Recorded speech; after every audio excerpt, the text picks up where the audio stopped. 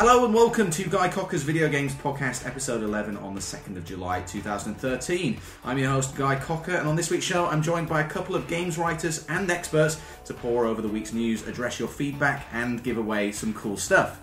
My first guest is the host of the gaming podcast Buried in the Credits. He's also worked for the Game Developers Conference and is an all-round gaming expert and good egg. It's Phillipe Bosher. Hi there, Guy. Thanks for having me. Thanks very much for coming on. We'll be talking about this week's news and all the games that Philippe's been playing later. My second guest is a producer and presenter of video game videos and is currently working with the Fragmentality. He also writes and talks about games whenever possible, which makes him a great fit for this show. It's Chris Slight. Chris, thanks for joining me. Not a problem at all. Thank you for having me. So tell us, what's the Fragmentality? It is one of those YouTube vlog style channels that's funded by nefarious means and gaming news and the like. Stuff like that. Sounds sinister. It is. I don't. It's interesting. Where the money comes from, I do not know. Andrew Ryan. Yeah, maybe it could be. Maybe. Well, thanks very much for joining me, guys. In this week's show, we'll be running down the week's news, looking at what games you can play this week, and talking about what we've been up to in general. And please, whatever you think about the show, email podcast@guycocker.com and let me know what you think. Last week we had Blip Blip to give away on iOS thanks to my guest Dan Gray from Us2. All you had to do to win a code was tell me which famously trendy area of London Us2 were based in. And Dan was upset about me calling it famously trendy because everyone thinks that he is a bit of a Shoreditch. Don't know if I can say on my podcast.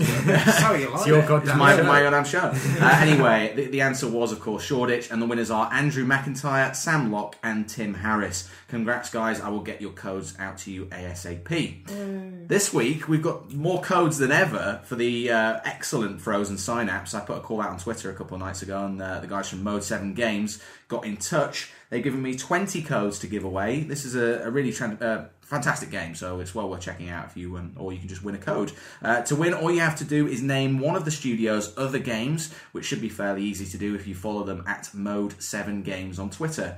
If you send me your answer to podcast@guycocker.com before the 9th of July, you'll be in with a chance of winning, and the winners will be announced on next week's show. Alright, gentlemen, time to discuss this week's feedback. Hopefully you can shed some light on some of the questions I've been asked this week. First of all, Bart Harris, and a slight confession here, he is an ex-housemate of mine. He said, I've listened to all your podcasts and largely enjoyed them. My following comments come from an iOS gamer's perspective who occasionally delves into the console world if a game seems to justify the expense, such as Skyrim, which was amazing but not without its flaws.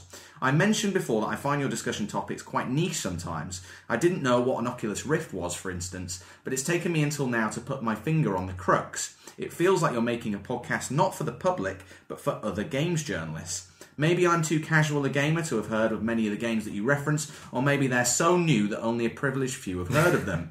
Either way, my personal problem is that you will often talk about games and technology that I'm unfamiliar with, as if all the other listeners are on the same page, then talk about intricacies without giving the casual listener any background. It's quite frustrating, and I think I have a solution of sorts, and that solution is Simon Mayo. I'll paraphrase the rest of the email. Basically, Bart says, I need to become Simon Mayo to the experts that are on my show. Now, you guys are seasoned podcast pros. What do you think? How do you guys do it? I think it's very brave of you to mention that sort of email on your podcast. I certainly wouldn't do that on my show. When people do, and they frequently do, send me emails saying, this thing wasn't that great. I'm like, thanks, but I won't be telling anyone that you thought it wasn't that great. Well, the difference is whether it's constructive. No, you get a lot of people saying it's not very good. I'm sure. But, Well, I think the thing is, it's like, for a lot of people, even myself, I do follow the games industry on a daily basis, but even I tend to be listening to podcasts when I'm on a train or when I'm doing something else or something like that. So for me, I personally try to make sure that I keep referencing the game's name every so often and try to make sure that things are broken down. But the thing is, the difficult thing is you don't want to sound like you're patronising anybody. You don't want to sound like... So this time, guys, we're going to be talking about Far Cry 3. It's a video game that you can play on your video game system. The third game in the series. Yeah, exactly. Don't put it in your PS3 if you've bought an Xbox 360 version. You don't want to sound like you're coming across like an arsehole, basically. Yeah, sure. But I think it's difficult. It is difficult because the vast majority of people on this, I believe, will follow GameSpot. They'll know you from GameSpot. They'll know you from Wired or whatever else you're doing. So they'll want to hear the news. They don't want to hear all the background. So it is a delicate balance to strike. But I think that the easiest way to do it is literally just by just bringing people in and talking about it. And then eventually people start to pick things up because people are cleverer than normally like people give them credit for, like, especially kids. Like if you have a 5-year-old, most people think, they can't play, I don't know, Frozen Synapse, for example. But I beat Legend of Zelda before I was 5, Ocarina of Time. That's good going. It's Before you was 5 when that came out. Itself. That was, I was 4 when that came out, Christmas 97 when I got it. No, Christmas 98 I got it. I got whatever. Anyway, you. No, please. So what's the balance for you, Chris? I mean, when you're talking about gaming and technology and everything else. Well, with a podcast, because this could get very inside baseball, as they say, because it all depends what you really want to do with a podcast, because to me, I mean, it's sort of like, what podcast do you want to do? That's the way I look at it, because the way I look at my podcast, I'm vastly uninterested in exactly what everyone else is wanting you to do and what interests me personally. I'll give a bit of explanation in the background, but if you don't enjoy it, I think it's going to come across to the people that are listening to it. Okay, and that's very important. So if you're spending all your time going, and of course, as we all know, this is, as you're saying, like this is on the PlayStation 3, you're going to get bored of doing it yourself. There is, with the news stuff I do in the videos, that is very much aimed to be fast and also to tell you absolutely everything in about 2.5 minutes. Right. Which is for a completely different audience. But for a podcast, I think you've got someone that's willing to sit down for over an hour and listen to you talk about one very specific subject.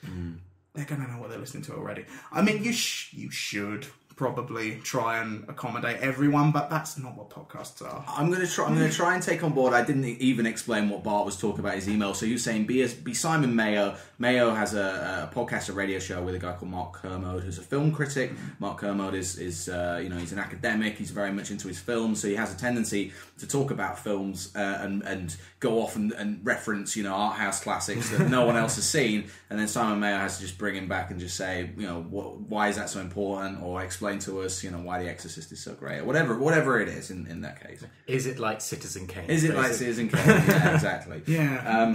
I think it's an interesting point. I will do my best to take this on board. And I think what having listened to Simon Mayer's show, I think one of the important things is, when we're talking on podcasts, and we'll see what happens in this show, but when we're talking, if we're talking about something good and we're talking about it for a long time, is just to remind people at the end what the game is or what the system is, just so they can go and check it out. Because sometimes when you're listening to podcasts, you're not in front of a computer, you're running or you're on the bus or whatever you're doing. So I will try it out and see how it goes. So thanks for the feedback, Bart.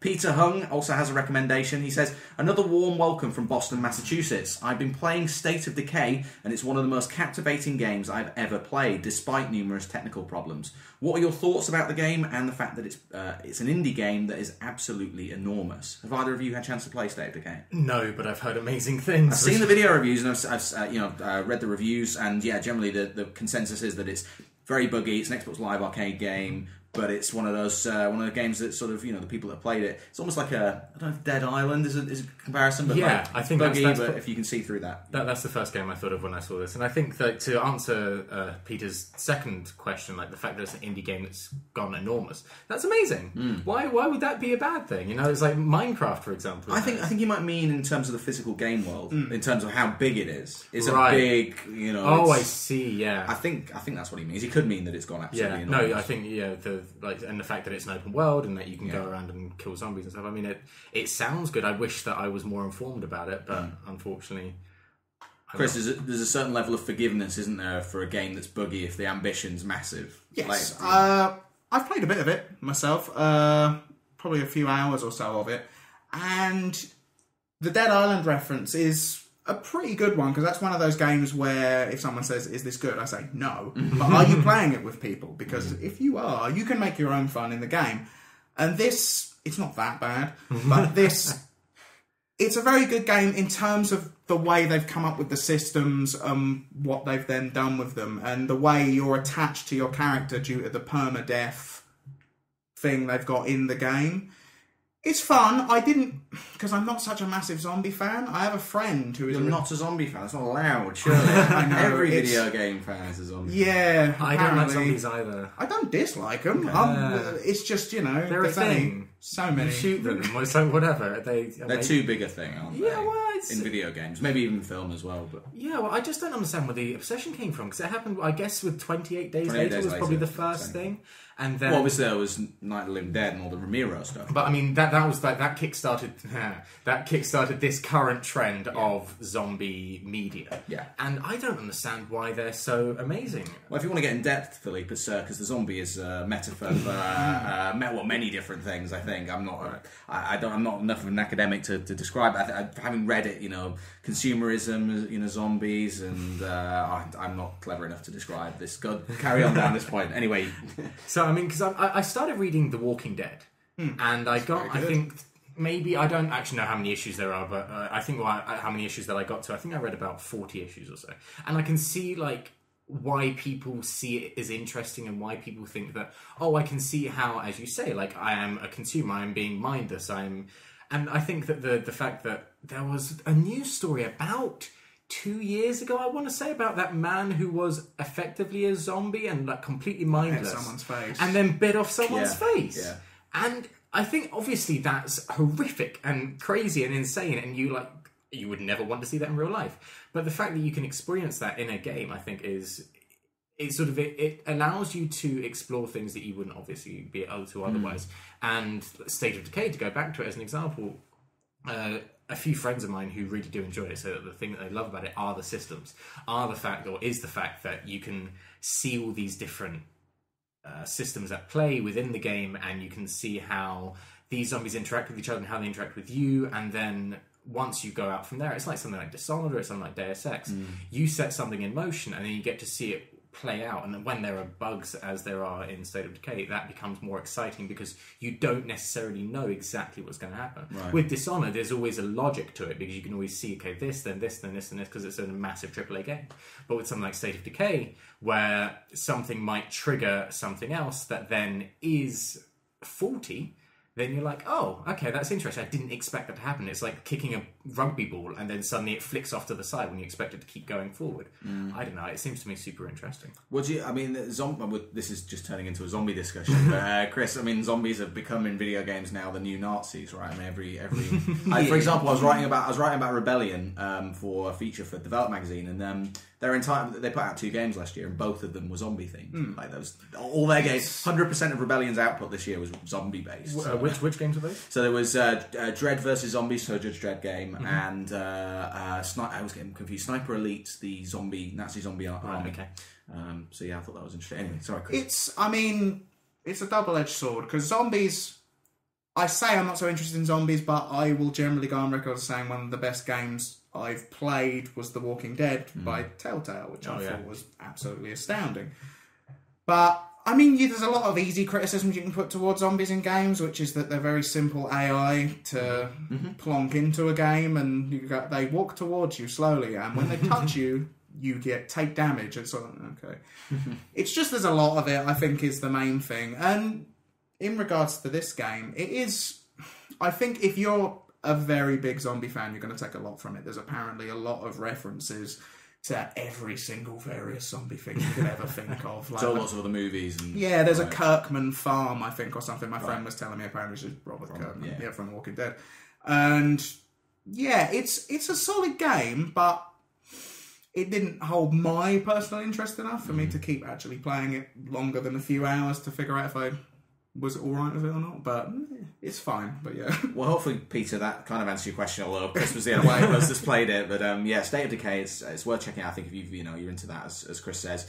That's a lazy journalistic expression, isn't it? If you're into zombies, then you'll like this game. If you like it, you'll like it. You'll like it. Which I apologise for that. But State of Decay is out now. And then finally, Nathan Rolls.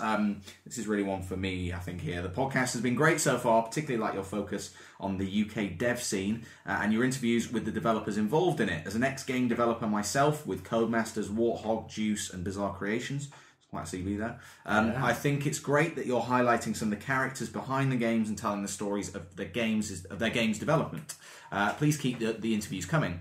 One thing you perhaps could take a look at is the sound level at which your podcast is produced. I currently find that it's noticeably quieter than other podcasts that I listen to, and I often struggle to hear it over the sounds of my daily commute, even when played at maximum volume. So Nathan, thank you for the feedback. Apologies for that. I did record the last one at a lower sound volume. I'm saying to these guys, I'm still figuring it out. I'm failing all the time, so thanks for bearing with me, but I will look into that. Can I just jump in, guys? Yeah, go for it. The one thing, Nolan, this sounds awful and horrible, and I am completely sorry, but the thing that Guy mentioned at the very beginning that I do buried in the credits is literally an interview podcast series wherein I just speak to individuals about the game's development and about themselves and how they got into game development and why they do what they do. There are a couple of recent episodes that I think are particularly good with Steve Gaynor, who was a level designer on Bioshock Infinite, Bioshock 2. He was the lead designer behind Nerva's Den, and he's currently working on a game called Gone Home. And there's also an interview with Nels Anderson, the lead designer of Mark of the Ninja.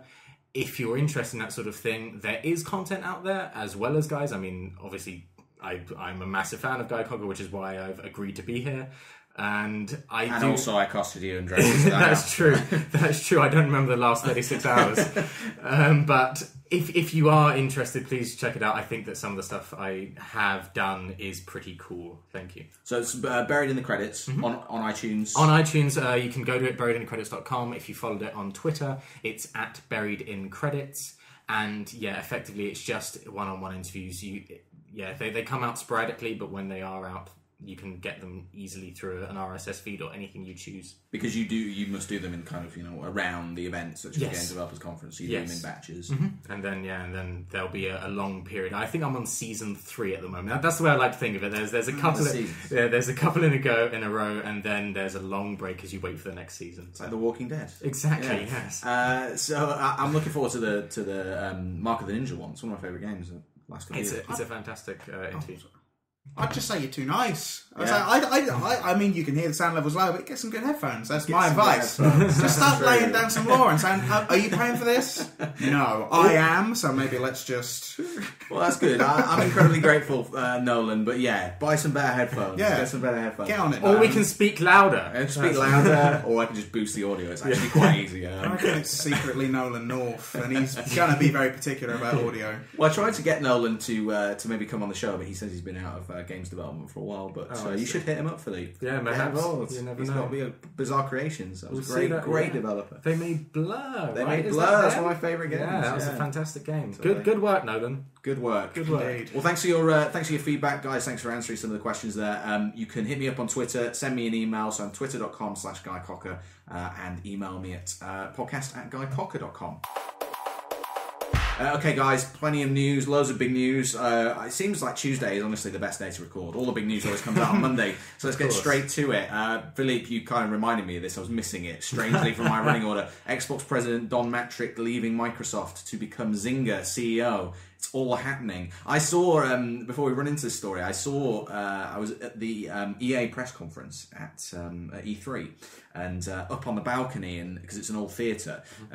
Is a balcony what they call it? The boxes. It's basically a balcony. Yeah. Is Don Mattrick in his beautiful, his great view of the show, and I posted a picture of it on Twitter, and a few people, sort of from like Michael French from MCV, were like, he's eyeing up his next job. He's going to be going to EA, and it turns out Zynga instead.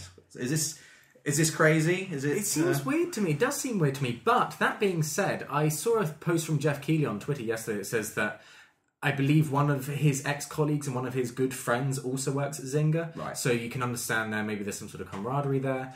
And as well as that, I mean, he wouldn't take a downcrease in pay. No. He's definitely getting paid more for this. He's getting paid more. I imagine there's shares and stock and various other... And, I mean, okay, so you can say what you like about Zynga, and their stock has gone down and everything like that. It was up 10% on this news, actually. But yeah, exactly. It's like things like people like him, although you might not think much of his presentation skills, I'm sure he's probably not a bad businessman. No, he knows his stuff. So this is for a bit of background, following on from Bart's comments. So Don Mattrick started up a studio that was bought by EA.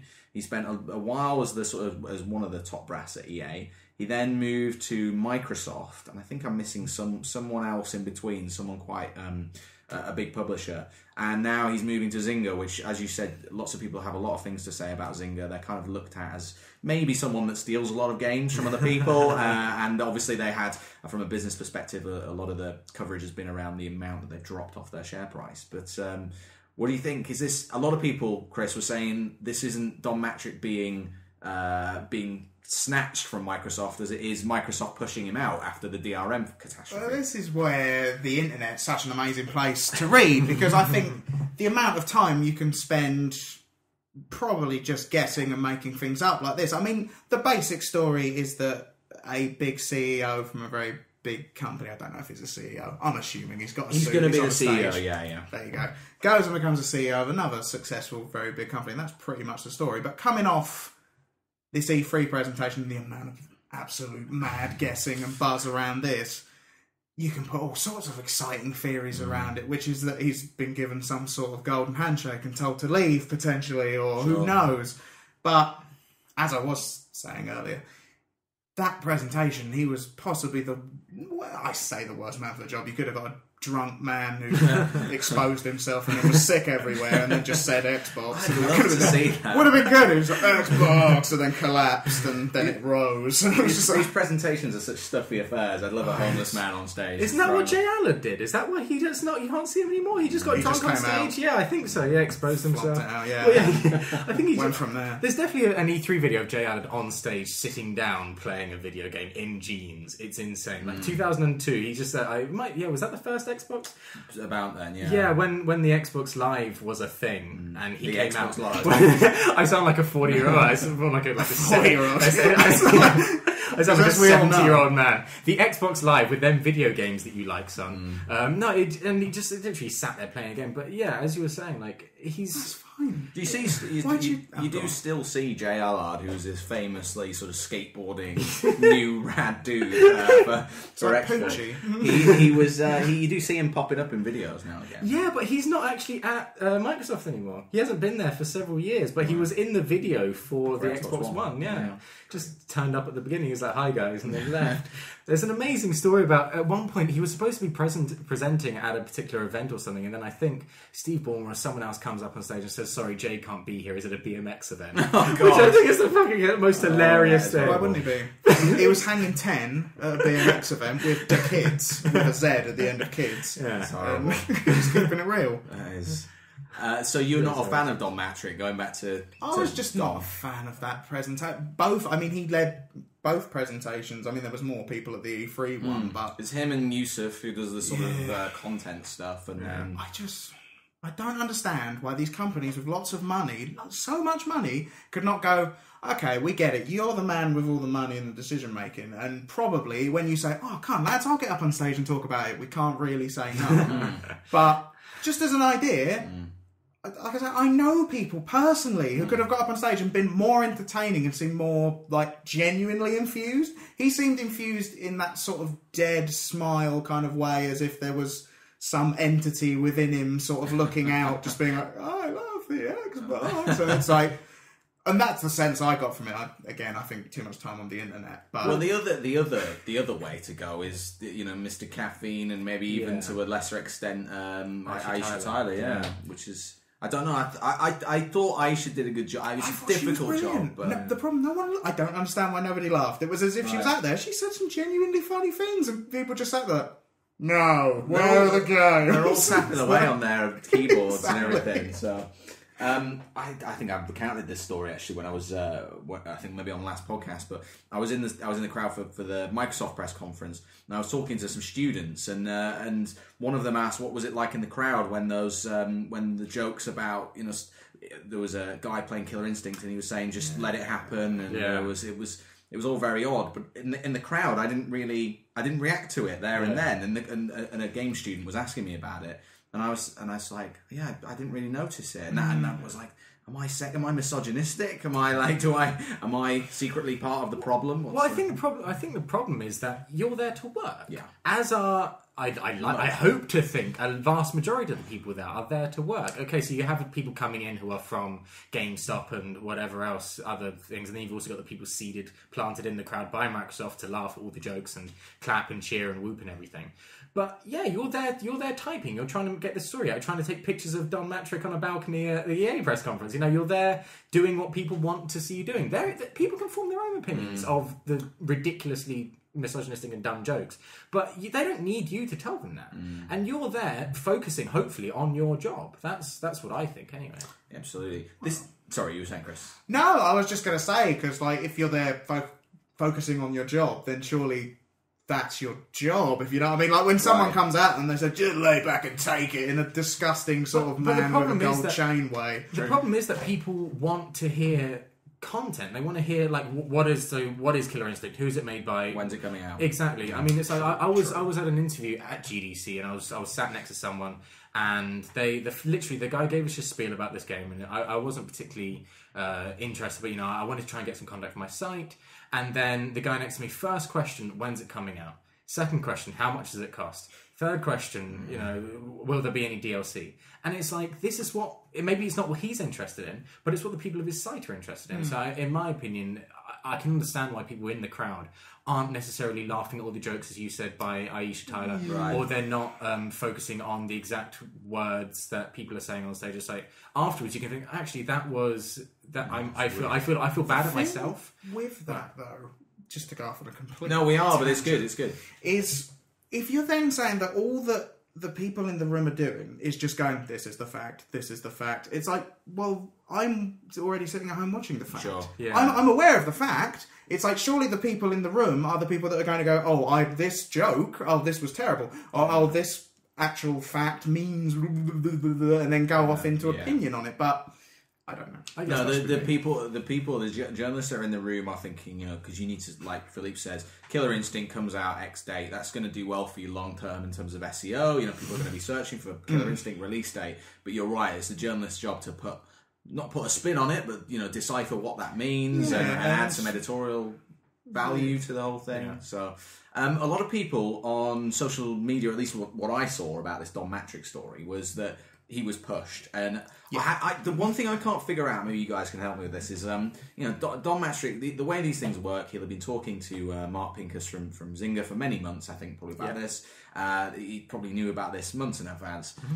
If that was taking that as granted, I think that's probably safe to say. This isn't just something that's happened in the last week. He wasn't like Microsoft didn't go, right, this DRM thing is a disaster. We need a head on a plate. He's got to go. That happened. But by the same token, if he knew he was leaving, he must have had some discussions with Microsoft. And I'm wondering why Microsoft put him front and center for the Xbox One thing when he knew he'd be leaving mid launch. I don't know. I can't quite figure it out. It definitely seems weird to me. I don't quite... As you say, he was definitely talking to them for months in advance. There's no way this was, as people seem to be speculating, DRM, Don Mattrick. Right. That's basically... I bet his middle name's Ronald. So Donald...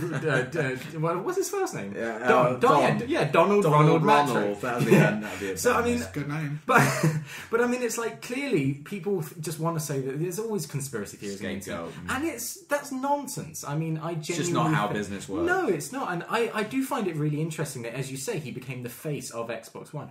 But then again, you might wonder, people in Microsoft must have had some reservations about the DRM thing. They wanted to push it forward. They wanted to have their console be the always on, checking in every 24 hours, etc., that sort of thing that was originally going to be. And they don't want, at the same time, people to suspect anything about Don leaving. So them having him be the face of it, I think it's interesting they didn't put Steve Ballmer out, actually, because he was staying and they knew that was going to happen. But definitely, I think, that maybe it was confirmed yesterday that Don was leaving. Maybe it wasn't official until maybe the end of last week or something. Right. So although there were all these talks and everything and everyone's maybe not sure, but in case he didn't leave, they wanted him to be the face of it for the next 10 years. Sure. So, I don't know, what do you think, Chris? It's not quite. I just want to add that Steve Ballmer is actually going to take Don Mattrick's place for temporarily for the foreseeable future. Sorry, Chris. I think it's more, again, it's the backstory to the story. I think the fact that a man moved from a company to another company is not a particularly interesting story. And like you were saying, it's ridiculous to think that he was kicked out and then randomly his CEO job turned up at Zynga and they were like, oh, we don't have one, come in. Yeah, we don't know what we're doing. Yeah, please. LinkedIn just sends him an email saying, an opening has come up at doesn't Zynga. happen. Yeah. But I think it's more that they've had to... I mean, it's essentially almost the Nintendo equivalent of walking out and bowing very low for 5 minutes. Microsoft have had to almost apologise to everyone in a really bitter, sort of angry way, where they're sort of, yeah, well, you also won't get any of these other things as well that aren't really linked, but you're not getting them, which is a bit odd. But I think people just would really like hard. to believe it. Yeah. It's really hard for them as a corporation to accept that, you know? That they've done anything wrong. It is. It's hard. Well, I mean, they're a massive It'll happen business, anyway. That's the thing. I mean, all that DRM stuff, I think, in about... it will. Again, I'm going very much off topic. But if you look at the Xbox 360 when it came out to the Xbox 360 you have now, it's drastically different in terms of everything it does. And that will happen with the Xbox One. Eventually you'll have all these features and they will actually introduce them in a coherent way that you'll go, oh no, that's actually good, as opposed to what they did. And the thing is, it's like, even with Steve now coming in and become... he's my friend, so I can call him Stevie. Steve stuff. Yeah, Stevie. But even with him coming in and taking over, he won't be able to change anything, really. It's not like he's there to change things immediately. Like, the stuff that Don was working on, he will have been working on for the last few years, and they will still be in effect. Like, the DRM thing will come back. I'm sure of it. And other things like that, just because he's left doesn't mean anything massive for Microsoft, I don't think. It will in a few years, but it's like with the PS3. Like, the PS3, people still it has a stigma attached to it because of how much it cost when it first came out, because of all these different things, because of the fact that, like, games didn't look as good on the PS3 when it first came out. But now, they're basically the same console. But with the PS4, like, Sony have had this massive about face where everybody suddenly loves Sony. And I think that, like, by the time we get to the Xbox 2, lol, by the time we get to the next Xbox, it will be Steve's system by that point. But this Xbox One, I still believe is going to be Don Mattrick's system. It's got Don. Just because he's left. Yeah, inside. exactly. Just because he's left doesn't really mean anything. I think people just wanted a head on a spike, and they've seen this as someone going, they're like, that's the head on the spike, him, he was kicked out because he ruined it, and that's kind of, forced out. Yeah. That leads us nicely on to the next story, actually, which is PlayStation 4 related. Edge magazine has already called the victor in the next-gen console states. They've released they've unveiled their new issue, which takes a strong stance, according to CVG, on the impending next-gen console rivalry. It's got a picture of the PlayStation 4 in a typically nicely designed cover, saying with the words, "This is your next console." It's issue 256 from Edge. They've called it PlayStation 4. What do you think, Philippe? Is this a strong statement? I agree. Basically, it's a shame because I was hoping that actually the magazine would arrive through my front door this morning. Unfortunately, I don't believe it will arrive until tomorrow, the day after, when the magazine actually hits. But it seems to me like this is...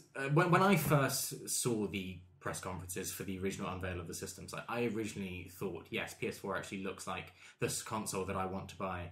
And then with all the Xbox One fiasco, I wasn't really that interested, and plus the price. Obviously, I'm a student. I don't have all disposable income in the world. I am interested in getting PS4, but for me, I still haven't got a Wii U yet, and I'm still interested in buying a Wii U at some point. I want to play Zombie U. I want to play the games that I believe we're going to be talking about later that you saw at the Nintendo conference. It seems to me like, yes, the PS4 is actually going to be my... Of the two, because I see Nintendo as being its own thing, that's a given. Right. Of the two, PS4 is definitely my first choice.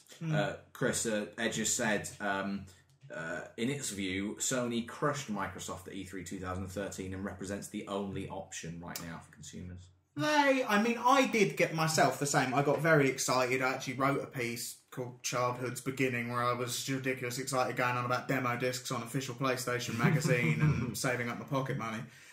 And I've pre-ordered the PlayStation 4 and... most of that is based on price. But I mean, when looking at it coming out of it weeks out of E3 now, it's sort of, they say they crushed Microsoft. The only way they crushed Microsoft is by going, hey, you know how everything is right now? It'll stay that way. And everyone's like, yeah. Well, no one's thinking like, oh, good, new things, which Microsoft had. But the main gripe against Microsoft is they never bothered to tell anyone why they were good. Sure. Yeah. They never said, oh, the Kinect's always in there. And they never actually said, oh, well, in the game, it will mean this. For your system, it will mean this. Yeah. Why does it have to always be online? Please tell me why that's good. And they're very clever people. They have reasons why that's going to be very good, you would hope. But unless Don Mattrick really did come up with it himself and was thrown out. But it's a very good headline. And it's, at the moment, I know the PlayStation 4 pre-order-wise is doing better than the Xbox One. But I think a lot of that, from the consumer point of view, is you look at it and you go, well, I'm going to save £80. Yeah. And that's it. And that's it. It's 2 games, right? Yeah, essentially. So, I mean, crushed, I don't know. And this is the other thing as well. A lot of people are saying this, and I'm under no delusion that I will end up with an Xbox One. I will get one. That will happen in time. And so I think most people will. But Guy, did you attend the Sony press conference? Yes, I was there, yeah. What did you think of the reaction? Because I heard that the reaction to the everything will stay the same, basically, was phenomenal. Yeah, it was bigger. It was bigger. The price was very popular, but that was the sort of, that elicited the kind of cheers, and you only get in America, I think. American press conferences, they're just, people go nuts for that sort of stuff. Because it seems to me like, as we were saying earlier, the people in that room are largely journalists, hopefully. Well, I think for Sony, they hold it at, I think it's a memorial sports ground, so it's massive, and I believe they invite what I would call ringers, but really what they call PlayStation fans. Whereas they invite them down. They're obviously based in the LA area, and those guys are there to cheer. Basically, that's their job. But then it seems like, okay, so even with that in case, were you excited by that? Did you find that an exciting thing? Did you stand up? Because to me, it seems like if you felt even at least a little bit moved by that, and if there were people who are in your same position as working-wise, also feeling moved by that, and also feeling a slight shift towards PS4 over Xbox One, then you can say that they crushed them. Because if the Xbox One press conference didn't fill you with any sort of excitement or hope or any sort of emotional experience at all, and the PS4 did, then that'll just snowball, I think. Yeah, I mean, the Xbox One had great games. I think a lot of people found that, or thought that Titanfall was probably the game of the show. But I mean, PlayStation, great games are great, and that's what E3 is about. But at the same time, people get excited about, I guess, entertainment and bullishness, and I like that. I like that from Sony. They were really confident. They didn't. I don't think they name checked Xbox, but they very clearly were like, we're going to do all this stuff. All those guys are doing is screwing up at the moment, and we're going to do stuff. We're going to stick to what and people really, a lot of people. I'm a bad example because most of the games that I play are for review, for work purposes, but most people feel a deep attachment to physical copies of their games, and they really care about that stuff. Definitely, I do personally. I buy games and I like having them. I still have games from my Super Nintendo, from my Nintendo 64, still in my cupboard. I don't play them ever, right? But you like the fact that they're there. Yeah, of course, because it's like maybe when I move out and have my own place, because I still live at home. I will have a room in my house, probably, hopefully, that has an N64 hooked up and has a Super Nintendo hooked up and has my GameCube hooked up and all these other things that I can just be like, I feel like playing Rogue Squadron on my GameCube today. Why not? Because I can. Exactly. So this issue of Edge goes on sale July the 4th, so subscribers might get it a couple of days early. I presume, I know the issue will probably have been put together whilst the Xbox DRM stuff was still in the bad place. I heard actually that it went to press and they edited it after the news had come out. Oh, okay. Maybe. So they, and apparently the story does reflect that. Okay. It does reflect the fact that they went to press after the news of the Xbox One. The reverse, the Xbox 180. Very good. Yeah. So that's interesting. The fact that they went to press with it even after. Maybe it just, like, to me, I don't think that change affected my opinion of the Xbox One. I'm still not interested in getting it, at least in the foreseeable future. I think it's interesting from a journalistic perspective. This maybe, again, sorry Bart, it's a sort of inside baseball, but I think it would have been more controversial it's great that Edge has gone out on a limb and said this is your next console, but it would have been more controversial if they'd have gone the other way. Xbox One as your next console. Actually, I pay to see that. A lot, myself and a lot of the journalists that I saw at E3 were, the day after, everyone was saying, someone should write a piece that's like defending the Xbox One, why the Xbox One is the console to go for. And I'm sure lots of people did write that piece, but that was, like, can someone come up with like 10 reasons why the Xbox Before One? E3, I actually did. Yeah. I wrote a thing called In Defense of Xbox Right. One, and this was from the first conference, Right. Because it got absolutely. It got slated down. Yeah, as well, didn't it? but after E3, I then wrote an excited thing about the PlayStation. But just quickly, Sure. the physical to the digital media, I'm the total reverse because I'm just sort of like I look at it in terms of space and storage, and I look at what I do with all many other forms of media. I've got a Kindle, I use iTunes, and I've with films, Netflix, everything like that. I've got no interest in owning this box that I've got nowhere to put anymore. I've now got shelves of these stupid things that I'm just like, okay, where will I now put this? It's just taking up space, and I just think it would be amazing if technology could catch up and actually, like internet speeds, I think is the main thing. Yeah. But I think that would be brilliant. And I think that's the way they're going to go. And I think that's the way it should go, personally. I'm with Chris. I mean, you guys are in my front room right now. I see game boxes as just something I have to find storage for. I love having my PC, like I think it's a 4 terabyte hard drive, just all my games on. I really will never fill that. Yeah. Amazing. Yeah, to be fair, I do have over 250 games on my Steam account. Yeah, so that is totally how it needs to go. It's great. I would have loved to have been a fly on the wall in Edge's office today. Maybe some angry phone calls from Microsoft for their sales department today, I think. UK charts. Next news story. UK charts. Last of Us claims first in the chart for the 3rd week running. So The Last of Us has held its position at the top of the UK charts for its 3rd week since launch. The game, which recently had a working sex line number patched out of it, is riding high in the face of Minecraft Xbox 360's retail release. I mean, everyone downloaded that, right? So it's now on disc if you haven't. And the immensely popular Animal Crossing New Leaf. New entry Deadpool debuted at 6th. Not much to kind of add to this, but obviously it's a good thing. The Last of Us is a success. 100%. I've not played it, and I really want to. Is that because you've not had time, or just I don't have the money, and I do have the time. I have lots of time. I have 15 weeks off. But to be in your shoes. Yeah. Tell me about it. I'm poor. I'm several hundred pounds in debt, and I have 15 weeks off. So that's why I'm getting a job, guys. Right. But I would love to play The Last of Us. I have nothing but good things. But another zombie game, kind of. But doing something interesting with it. Yeah, it's the story that seems like people are falling in love with. People aren't as interested in the fact that it's post-apocalyptic. They're post-apocalyptic. They're interested in the fact of Joel and Ellie's story, and they want to see where this thing is going. And that's what I'm interested in, but again, don't have it. So Sony, hi. Hello, Sony. You know my address. Just putting that out there. Yeah. We'll have to check if Sony. It's a test. If Sony listens to my podcast, you might get a call. Well, we know Holly, right? Holly Bennett. If you're listening, Holly will be on. Holly will be on the show actually in a couple of weeks' time. Okay, well there we go. If you're listening to this episode, Holly is a titled community manager. Or she's more than that. I think Sarah Wellock is the community manager, and she does. Yeah, I believe Holly Bennett is PlayStation Access. Yeah. There we go. So Last of Us number 1, like I said, Minecraft has been released on disc and gone to number 2 incredibly because that game is selling crazy numbers on Xbox Live, and then Animal Crossing doing very well for Nintendo. This story actually I'm going back to PlayStation 4 now, so this isn't working in the grand scheme of running orders, but PlayStation 4, Xbox One, the inflation adjusted prices are actually cheaper or on par with last gen. So everyone thinks, Xbox One is quite expensive. When it's adjusted for inflation, it's actually, the PlayStation 4 will cost less than an Xbox 360 did at launch, while the more expensive Xbox One is still significantly cheaper than the PlayStation 3 was. Now, if you guys remember, the PlayStation 3 launch was crazy. I do. Get 2 jobs. Did you get work harder. That was the key quote, wasn't it? Okay. Or I'll get the Xbox. Sony said that, right? The fans had to work harder to afford this. It was literally, if you want the PlayStation 3, you will get a second job, I think was almost the exact quote, which is... These guys are just horrible, aren't they? These execs. The after adjustment for inflation, obviously PlayStation 3 has been on the market for 6-7 years now. If it was adjusted for inflation, it would now cost at launch $696, whereas the Xbox 360 at launch would be $476. So basically the new consoles. I should have said this is according to Ars Technica.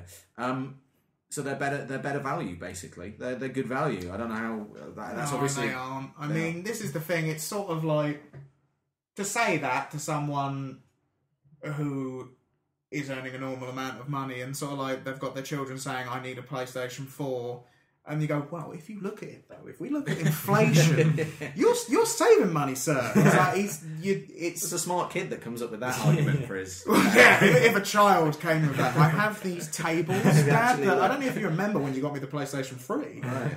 But I mean, it is an interesting point in as much of it's a point. I did make a similar point to someone recently. It was actually my dad. He was saying, so you were the son, yeah. Yeah, it was. He was saying something about games costing about 40 quid is ridiculous. And I said, yeah, but if you look back at the Nintendo 64, I mean, that was around £59. You're talking about $39.99 for PlayStation games, even going back to like the Mega Drive, blah, blah, blah. And his only comment on that, he just looked at me and said, don't be a nerd. And I was just like, oh, well, okay. He does know your job, doesn't he? He's aware that you work in video games. Well, according to ours as well, another interesting fact is that the 3DO is one of the most expensive consoles of all time, closely followed by the Neo Geo. I mean, the Neo Geo was crazy for games. It was like £100 plus. Further back, but still eye-openingly expensive, is the Intellivision and the Atari 2600. The PlayStation 3 is actually one of the more expensive offerings, but only comes in 7th place, so the 7th most expensive games machine ever, if adjusted for inflation, if that makes any sense.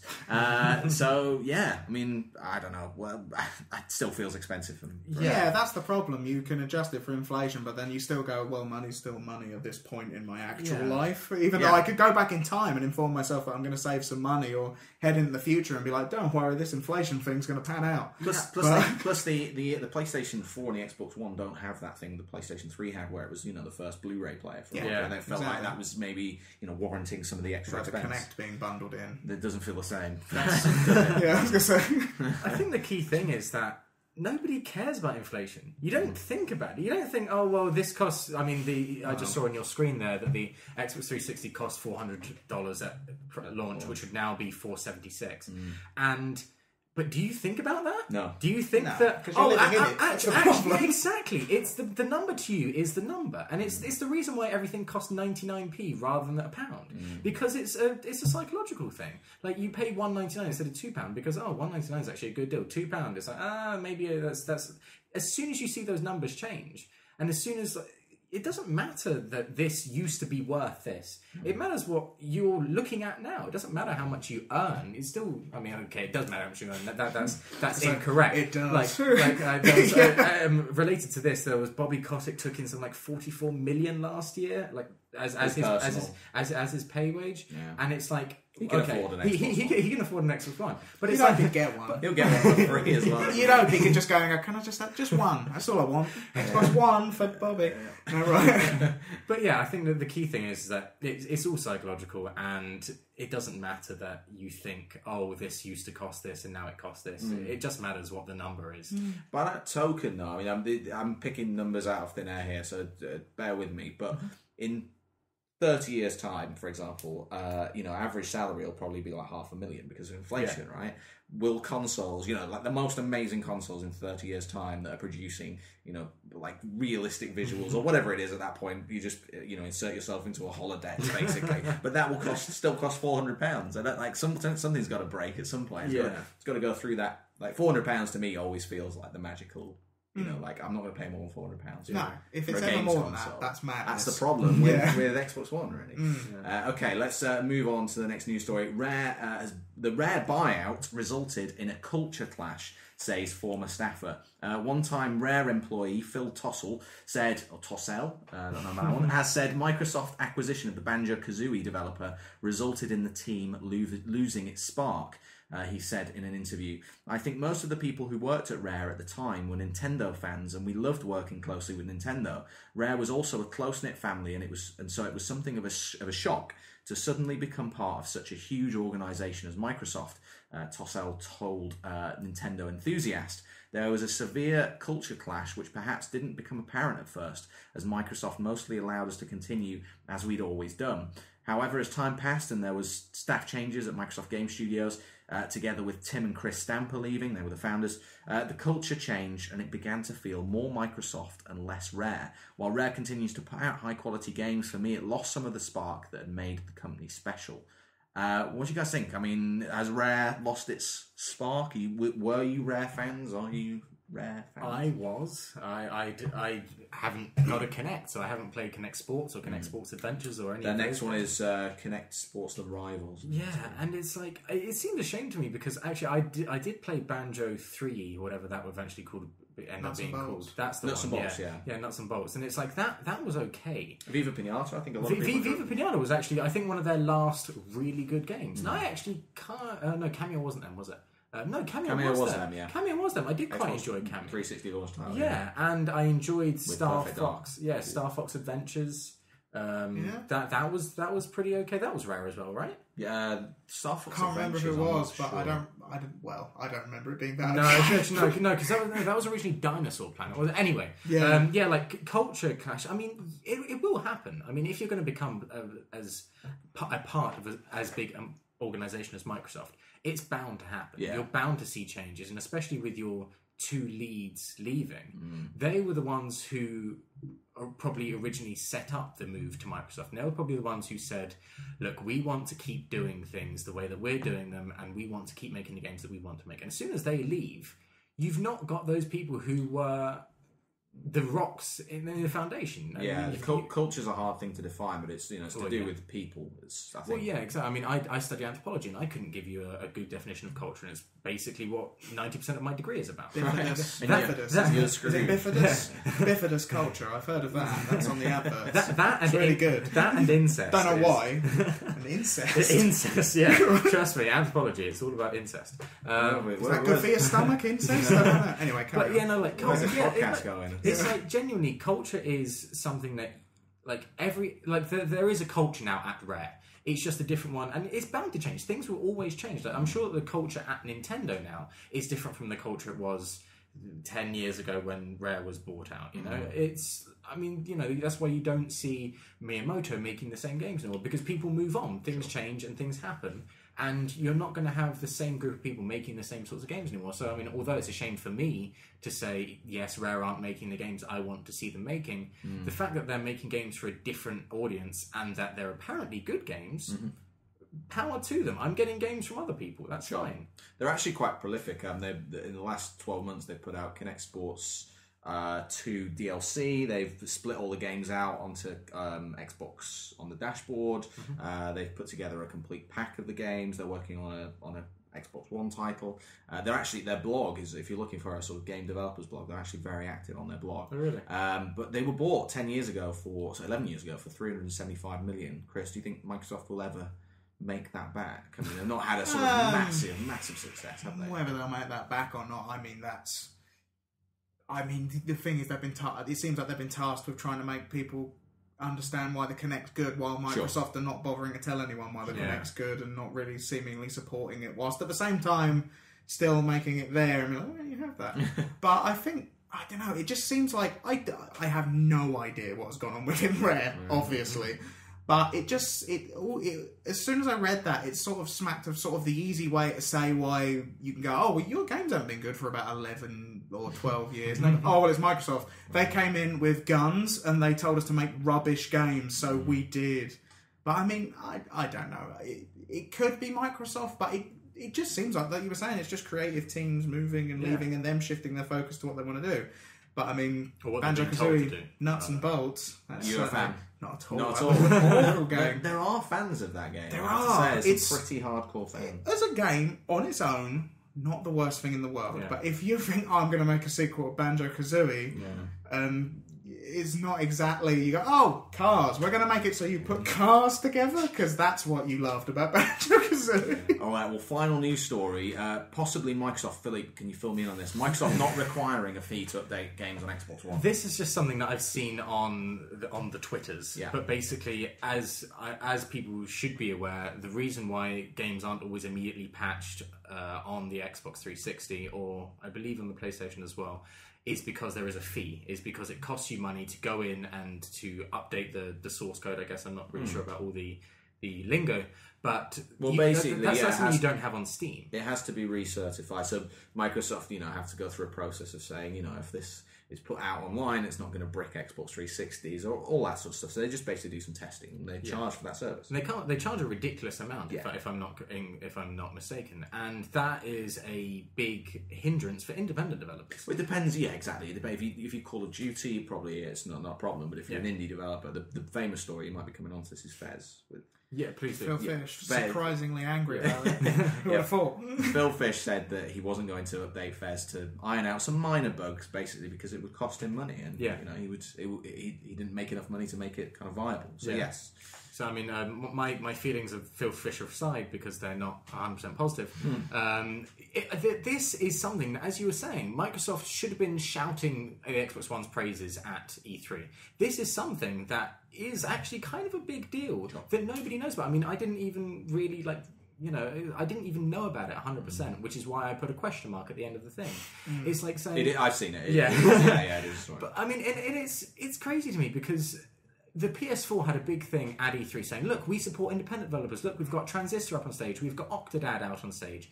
These are games that are coming from small studios, and they seem to be loved by the community. Yeah. If these games can come out on Xbox One as well, and they don't need to pay to recertify their games, they don't need to pay to update their games, then people will want to put them out on there because why would you not? You can get more money by selling these games. And consumers will get added benefits as well because of, a developer can fix bugs, but it can also drop in new features. Exactly, yeah. And I mean, without being financially constrained by doing so. Exactly, yeah. Any thoughts, Chris, on it? I mean, it's an obvious thing to do. I mean, one of, I thought, the most beautiful parts, and I did describe it as beautiful in something which seemed a bit much, but I was excited at the time, was the big point of the Sony's E3 conference when they brought all the indie developers out on stage and we're like, look at all these people making games you can actually be interested in. Because I feel I'm getting tired of shooting people in the face. But in games, not just in person. That can never get old. It's a qualifier. But I just like that Phil Fish instantly was angry about that. And when asked what's Fez 2 coming out on, he's just said not Xbox. It was like, oh, fair enough. He's angry either way. But I understand it, because if it's pretty much him and one other man that make that game. And I heard $40,000 bandied around as to the amount of money. Around that, yeah. And if someone comes to you and said, oh, you've got a problem with this game on this specific setting, on this specific sort of Xbox, can you change that? And you go, oh, okay, I'll do that. It's $40,000 though. You go, no. Well, that's a year's wages for some people. True. It's like, that's not really an amount of money I can just pull out of my back pocket. It's a lot of sales for good exactly. I mean, if you're looking at, how much is Fez? Around $6.99 or something like that. And it's Microsoft money. It's space dollars or whatever it is. Yeah, but it's a big amount of money, and like you say, it really should be something that they can go, oh, we're doing this to help indie developers. See, we're just as good. But we're cool. Yeah, exactly. But and especially because it's free on Steam, and I mean, you seem to be a PC gamer. That's something that I want to be in the future because. Yeah, like having an update. I aspire to. One day. Yeah, well, when I grow up and become a big boy, because it's like every time I log onto Steam, Dota 2 updates, and obviously that's by Valve, so it's got to be free for them anyway. But if it wasn't by Valve and it just kept updating, and I always have this newest, latest, best. So, of course, why not? It's very, very cool. Well, that just about does it for this week's news. Obviously, a lot of news this week. If you want to read more about it, I will post a link to the running order notes in the show description. Okay, time to talk to my guests about what they've been up to at the moment, what's on their radar, anything else that might be of interest, basically, whatever you want to talk about. Chris, what are you doing at the moment? Well, I think this has been discussed, but I think this has been discussed. But Animal Crossing, yes, I'm just new leaf, a new leaf and a new life for me, which is. Are you feeling good though? You seem like almost beaten by it. Yeah, in a way. I mean, you have to. It's in my bag right now, so I can make sure that everything's fine and weeds haven't sprung up, because you don't want that. You don't want weeds. You don't want to visit my town. Actually, it's been a week since. Oh really? Good God! Yeah, it's been bad. But, it's such a beautiful game. It's a conscious move I've made in the last year to try and, because I was getting very bored of, as I said, the shooting. Yeah, the brown games where you shoot people and it's just sort of okay. So I've been trying up lots of different games, and Animal Crossing, it's just so lovely, and it just relaxes me, and I talk to my happy little animal friends about stuff. I send them letters, they send me letters back. I got a letter back from one, and it said that they hadn't even read the letter. They just coloured in all the vowels. I was like, that's all right. Don't worry about it. Awesome. Yeah, good times. And I love that game. So very briefly, what is Animal Crossing: A New Leaf then? Like, it's new life. You can't explain it mechanically. It's like Scientology. I can't really tell you. No, but you have to join. Yeah, you're the mayor of your own little town by mistake. You turn up on a train to your new town, and they go, "You're the mayor," and you're, oh. And you name the town. Yeah, call it whatever you like, and then you just go around earning money to have a house, to run your house, your mortgage. Yeah, which is fun. Tom Nook, that guy. It's one of the best characters, I think. I like the little Nookling who will end his little sentences with. Like, he'll have this text, and then he'll have tiny, smaller little text. Like, he'll say, "This item's so good," and like, so shiny, in little text at the bottom. It's he's whispering it, obviously. Yeah, I love it. Or when you're in the store, and he'll say, "Please come back soon." Yeah, just come back soon. You're like, oh, I love you, little Nookling. But, it's sort of... The thing is, I was describing it to someone who hadn't played it, and they said, this sounds like a Facebook game. Yeah. But more advanced. I was like... Kind of is. It's like, I can't really argue with that, but it's just such a perfectly, beautifully well made, and the dialogue is amazing. It's like there's some very funny, well written dialogue in there, and yeah. Well, like you're talking about the characters, yeah. I mean, it is obviously. I mean, what it does is it does a good job of making you believe that this place is real and exists and is alive in your 3DS. You kind of do believe that if you're not there, you're kind of missing out on stuff. And so once you pay off your mortgage, what happens then? More mortgage. More mortgage. You go in, the house is bigger. Yeah, the house gets bigger. There's so many little things. I mean, you can again, what Nintendo's done very cleverly is it sort of it's made chores very addictive, and just like so like there are if you haven't collected certain bugs in June, so obviously we're recording this July the 2nd, you have to wait until next June to collect them, and then you submit them to your museum, and then when people come and visit your town, there's that element of who's got the most, who's got the best museum because you've been out there and you've collected bugs, or you've done all the fishing or whatever it is, and there's various little events as well, like fishing competitions through the year. And the online aspect of it is what I think is really, because the amount of people talking about this game on Twitter and interacting about it has been huge. Well, the previous game was online. It just needed Facebook and Twitter to come along. Yes, exactly. Sort of get people talking about it. But yeah, it's a beautiful game. It needs it in the game almost, sort of like some sort 100%. Of integration, like Facebook groups or something. Like if you could do something like that, it would be very good. But I don't think that's Nintendo. Animal Crossing. The Miiverse. Miiverse, God. Imagine, no one uses that. Okay, so New Leaf obviously is doing very well. People are loving it. Anything else? I've been playing the new DLC for Borderlands 2, which is Tiny Tina's Assault on Dragon Keep. Yeah. Which is, just as I was saying, I've been trying to steer clear of playing games where you shoot people in the face. I am now going to talk about how much I've played a game where you shoot people in the face. It's the final bit of DLC. I was going to say this. I lose track of the amount of Borderlands 2 DLC. They definitely supported it, but it's there's been so much of it. They have. I mean, this is the fourth one, right? Yeah, the fourth from the season pass. Which, if you bought the season pass, you were promised 4. This is the final one, apparently. And this one has apparently actually been made by the main Gearbox team, which is. You can tell when you go into the game. Yeah. It's not to put down the last 3 bits of DLC, because I have heard people talking about this is amazing and the last 3 were rubbish. I really enjoyed the last 3 bits of DLC. Yeah. I think you finished the main game. About 3 times now. I logged into someone else's game, and when you log into someone else's game, you get a little screen that tells you how long you've been playing with this certain character. Mine was 5 days and a certain amount of hours, like in terms of time. And I was like, yeah, I played this game a lot. You got your money's worth out. Yeah, I know. But this game is basically you're playing a Tiny Tina is the dungeon master, essentially, of a game of bunkers and badasses, which is Dungeons and Dragons, and I am a dungeon master of Dungeons and Dragons myself. So they designed it for you. I know. It's absolutely amazing. Like, you'll be playing certain parts of the game running at the very beginning, so there's not really many spoilers or anything. There's a boss that turns up, and you start fighting it, and you're fighting it, and the entire party wipes. And Lilith, who's one of the characters, complains that you can't beat this boss at this stage. She goes, "Oh, okay." So the boss disappears, and then some skeleton men turn up, and you fight them, and that sort of runs the whole game. Like, you'll be running along, and you're trying to do a little puzzle, like where you jump from place to place. and you're trying it, and you keep messing it up, and then suddenly one of the characters complains, "You can't do this puzzle," and she goes, "Oh, okay, I'll make it easier," and then like it all shifts around, and it's absolutely amazing. So because the main Gearbox guys have made it, you can tell. Is it because of the writing, or because the gameplay, or the? It's more how much they've gone in and retooled the way the game works. I mean, with the last 3, it did fit. It looked like the Hyperion world you were used to, and the way everything operated, and the enemies were pretty much the same but slightly reskinned. This one, you've got completely different enemies. Like I said, you've got skeleton men running around. That's cool. This was the first time.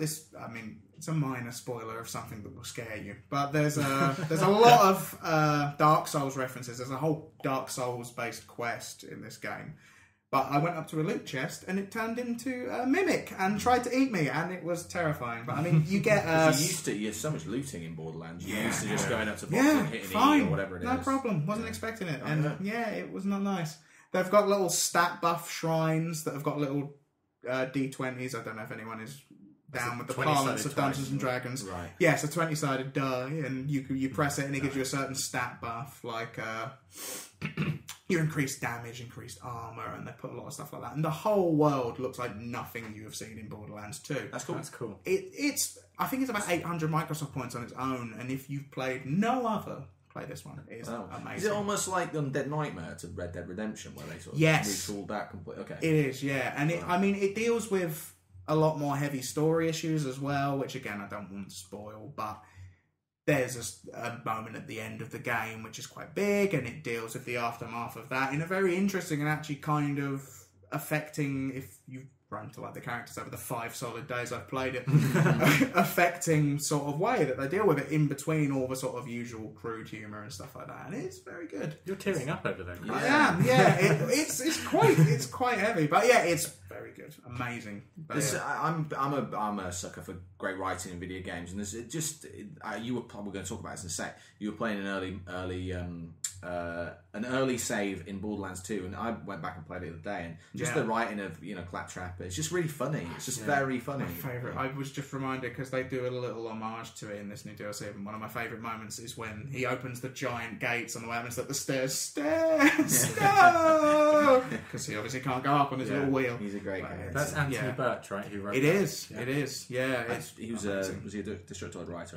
Yes, and his Ash, sister. Yeah, and his sister is Ash of Hey Ash, What You Met. Indeed. There we go. I want to talk about. I wanted to move on to what you've been playing, Phillipe, but I think it's a good chance to talk about Project Shield because you were just playing Nvidia Shield, as it's now called. I can't stop calling it Project Shield. We've got a Project Shield sitting here on the desk. I've been playing with it for the last week. I've been really eager to talk about it. It's actually been in my bag. I was saying to Chris, I've been carrying it around, trying to get other people's opinions on it. I want to talk to you guys about it, but I've kind of scuffed the faceplate on it a little bit. What have you done? I know, it's like it's not even out yet. Have I've you already got to give this broken back? it. I'm going to give this back. Yeah, they're like, you're paying for this now. You realise right? Exactly. And this is an breaking early paper. version. Exactly. This is going to be that faceplate. It's probably thousands of yes. So basically, for those that don't know, Shield is Nvidia's first foray into the handheld market. It's very heavy and very weighty, which means that it might not be that portable. I think Chris and I were talking about that ahead of the show. Basically, it's an Android console, runs full Android. Every game you bought on Android. I'm more of an iOS man, but I had a few games that I bought on Android previously. Will work. It's got a touchscreen display. The real idea is you play it using what is very similar to an Xbox 360 controller, and then you're able to play those Android games like Dead Trigger and Sonic with a controller, which is obviously a lot of people's preferred way of playing it. Mine definitely. But the real key feature is being able to stream from your local PC.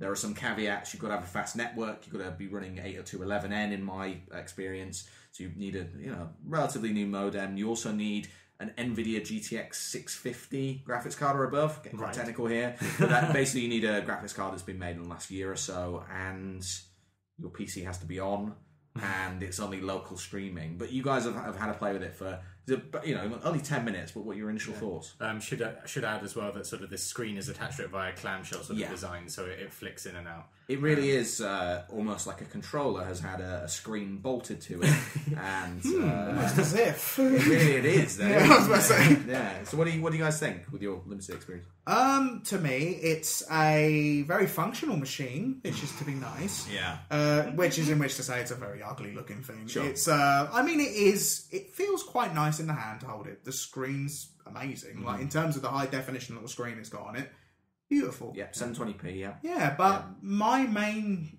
thing that I said to you earlier was that who wants this? Who's this for? Who's the target market? I think my impression of it is there's probably a sizable, maybe 10,000 people out there who want to have that experience of being able to sit in bed and play their favourite PC games.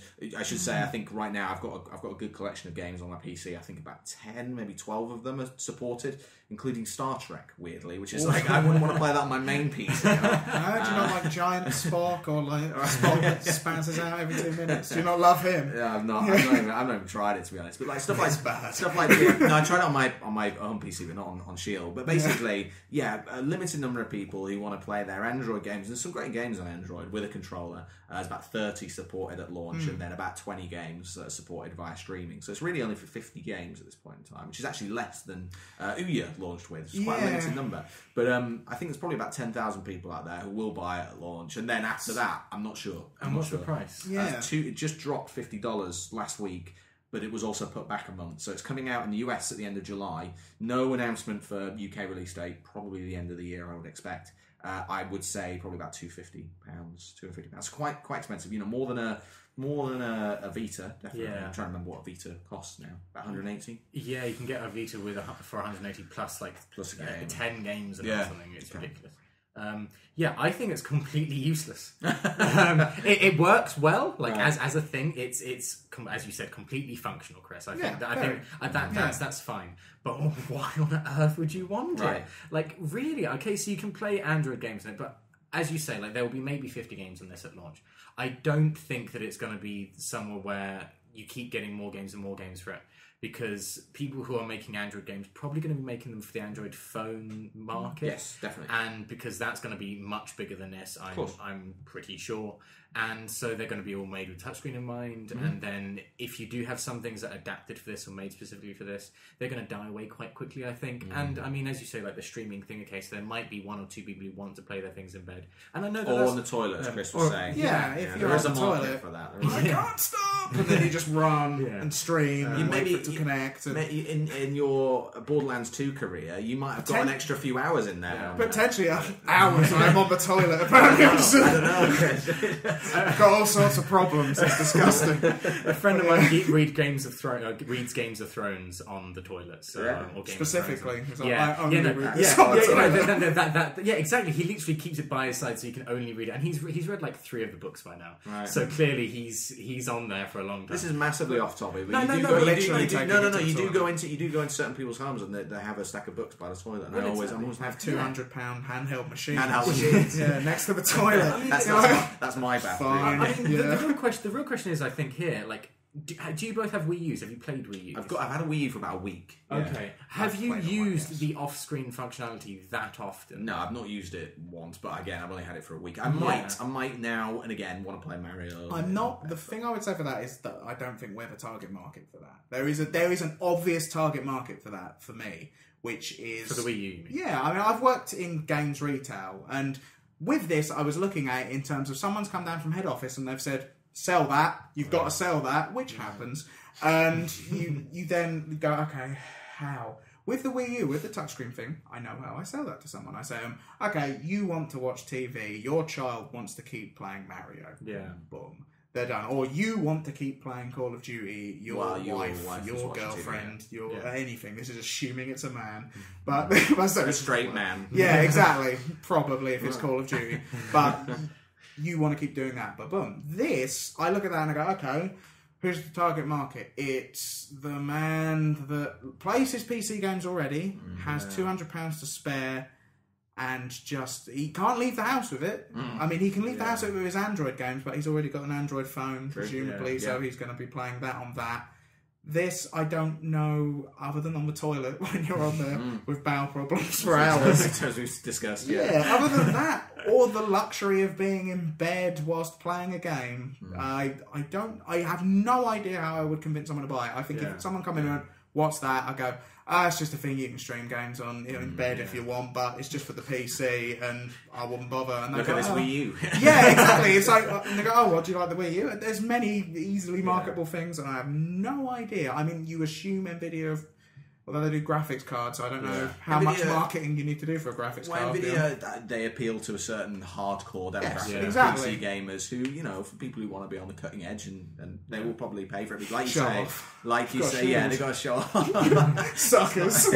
Whilst they're on the toilet. It's not really going to get you much. Look at you reading with your books. What are you They can't even go anywhere with it. That's the problem. They've got to take pictures of themselves at home when out of streaming reach. But yeah, I don't know. But Guy, when we walked in, you said, let's play Borderlands 2 on it. And you're like, actually, I wouldn't play Borderlands 2 on this because I prefer the mouse and keyboard. Yeah. And it's like, I think most people who are hardcore enough to want one of these... They're not going to want a controller. Exactly, yeah. They're going to want to play mouse and keyboard. So Yeah. why does this exist? I don't understand. I genuinely don't. I think to play devil's advocate and sort of come to its defense, I think it will get better over time. I think so. The device that's sitting next to the Shield is this Moga controller, which it does essentially the same thing, but it's got a holster or a clip for a standard Android phone. So it's a Bluetooth controller, very similar to Xbox 360, but you don't need to buy buy Shield if you've already got an Android device. You can play a lot of the same games. These controllers on Android are going to get big this year, and then the iOS. So Apple announced during E3 that they're going to unlock third-party controller support. So I think it's going to get a bigger part of the market. I think more people especially for first-person shooters, are going to incorporate support for these controllers, and they're all going to be fairly standard and same sort of button layout. So I think they are going to get bigger. I think with Shield, what's going to happen is right now, I mean, at launch, that streaming feature's in beta, so you've got to have your PC turned. When this is the other part of it, the actual logistics of doing it. So if you imagine you're in bed, you're on the toilet, you want to play, you want to play a game. You're in bed on the toilet. That's a living bedroom toilet. You decide you want to play Borderlands 2. You actually have to go to your PC, turn it on. Yeah. If you got like me, you've got to log in. You've got to put your password in, and then you've got to go back to bed and play it. I think as it evolves over time, the technology will be that it will, you'll be able to turn your PC on. Yeah. Talking to NVIDIA, they'll get to a point where, because if you're playing Borderlands 2, my PC is sat right behind me. It's also displaying Borderlands 2 on the screen, and what it's doing essentially is taking a feed of that video and spitting it out over the wireless network at 720p. I think what NVIDIA wants to get to is the point where I can be doing internet browsing or word processing and streaming at the same time. So it's early days for technology. Really what they need to do is get it streaming over the internet. But we know from OnLive that that's easier said than done. It's not. It doesn't really work that well. And I think what you were saying there about having word processing or whatever done in the background, that would make more sense to me. Yeah. Like if you can sit on your couch, which is to the left of us, and then your wife or whatever is playing or is doing something on the computer whilst you're playing Borderlands 2 streaming from your PC, then I can understand the target market for it. Until that point, I genuinely don't. I may be being over the top in order to make more interesting podcasts. No, it's but I genuinely think it's useless. That's your genuine. I don't know how you'd sell it. That's the only thing. I know, like this controller that plugs into the Android. I can understand that. I can see you could say to someone, "Oh, well, do you ever just want to have a controller when you're playing these games that you play a lot?" Well, it exists. Here it is. Yeah, definitely. You've got me. I'm convinced. I'll buy one. I've got one already. Nice. We'll ring you up. Right. How about you buy that one? I'll have yours. Yeah. Well, obviously this isn't how a shop works. Obviously, Shield's got some way to go, but it's not even announced for the UK yet. Probably end of the year. Philippe, what have you been playing? Last weekend I was at the Rezzed game show, which was... How was it? I really want to go to Rezzed.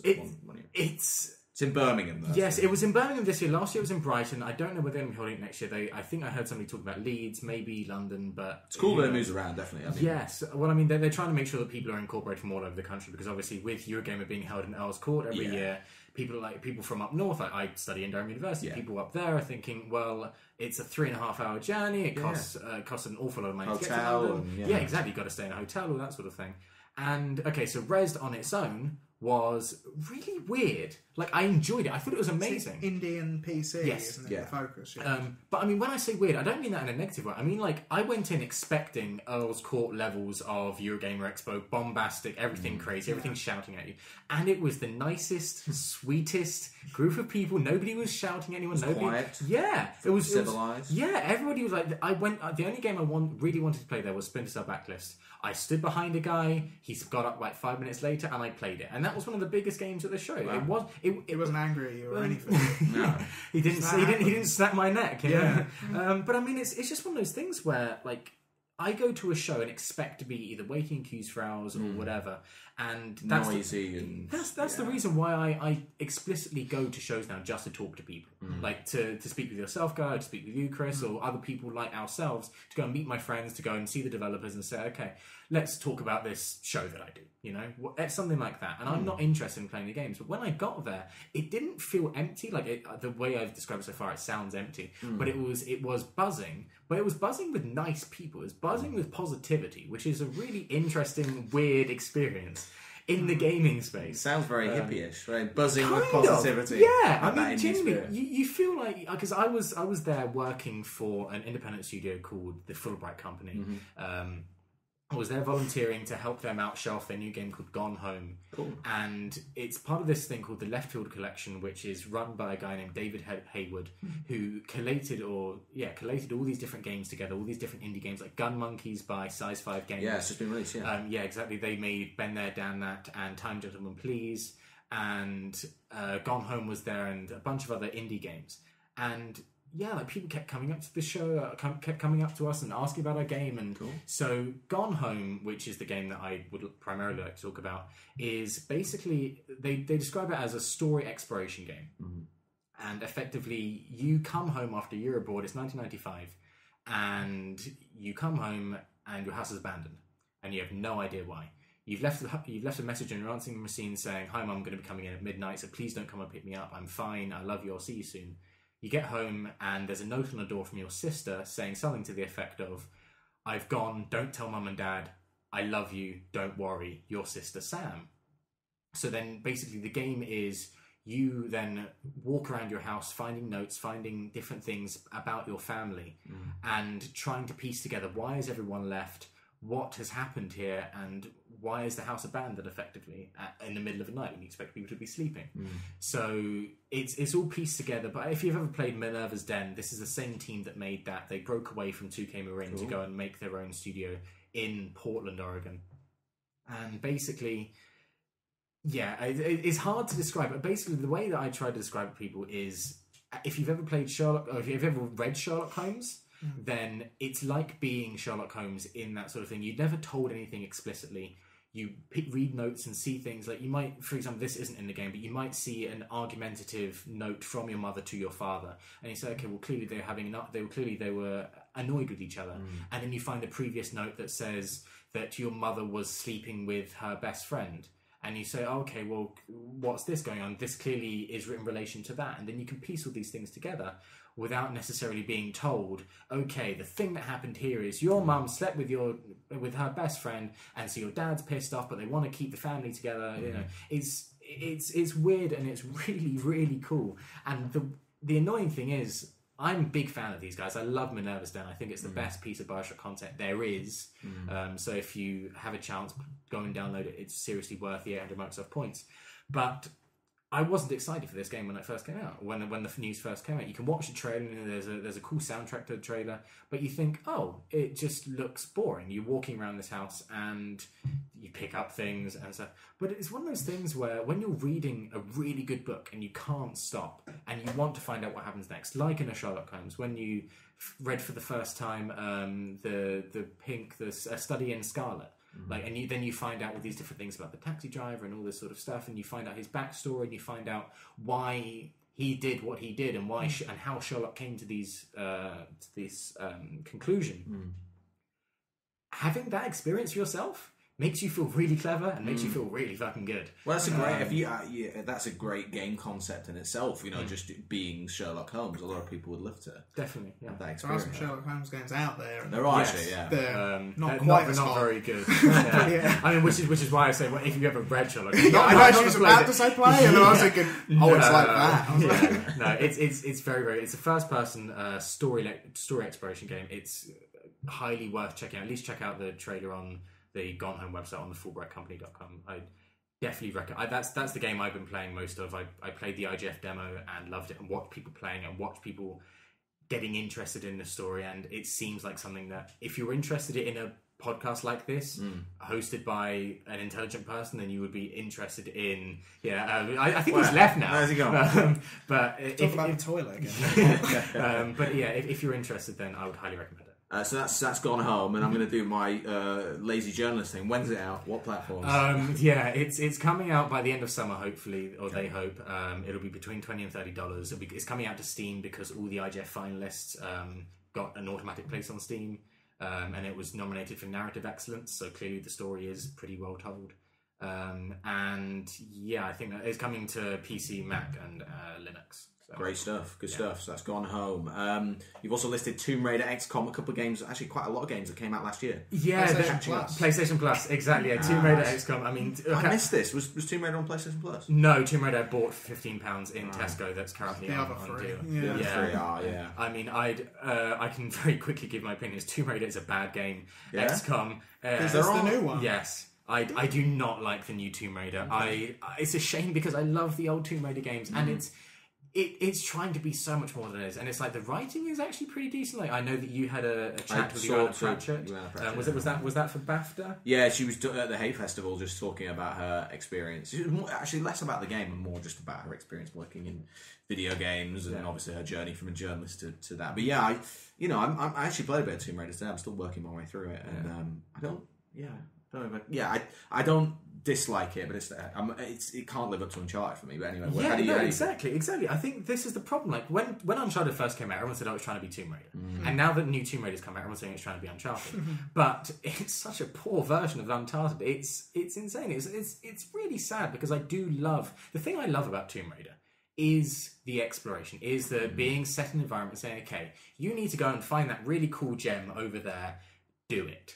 And in this game, it's actually like, oh, we've put you in a cutscene has happened, you are now in the middle of a firefight, and you have 15 waves of guys coming at you. And it's like, okay, so I played this in Gears of War, and Gears of War did it a lot better. Combat was better, yeah. Because I mean, they really refined that combat. And there are again, to play devil's advocate, there are a few. I mean, there's quite a lot of tombs that you can go and explore and all that. It's there, but it's kind of optional, isn't it? They are optional, and they also last about maybe 3 minutes. Sure.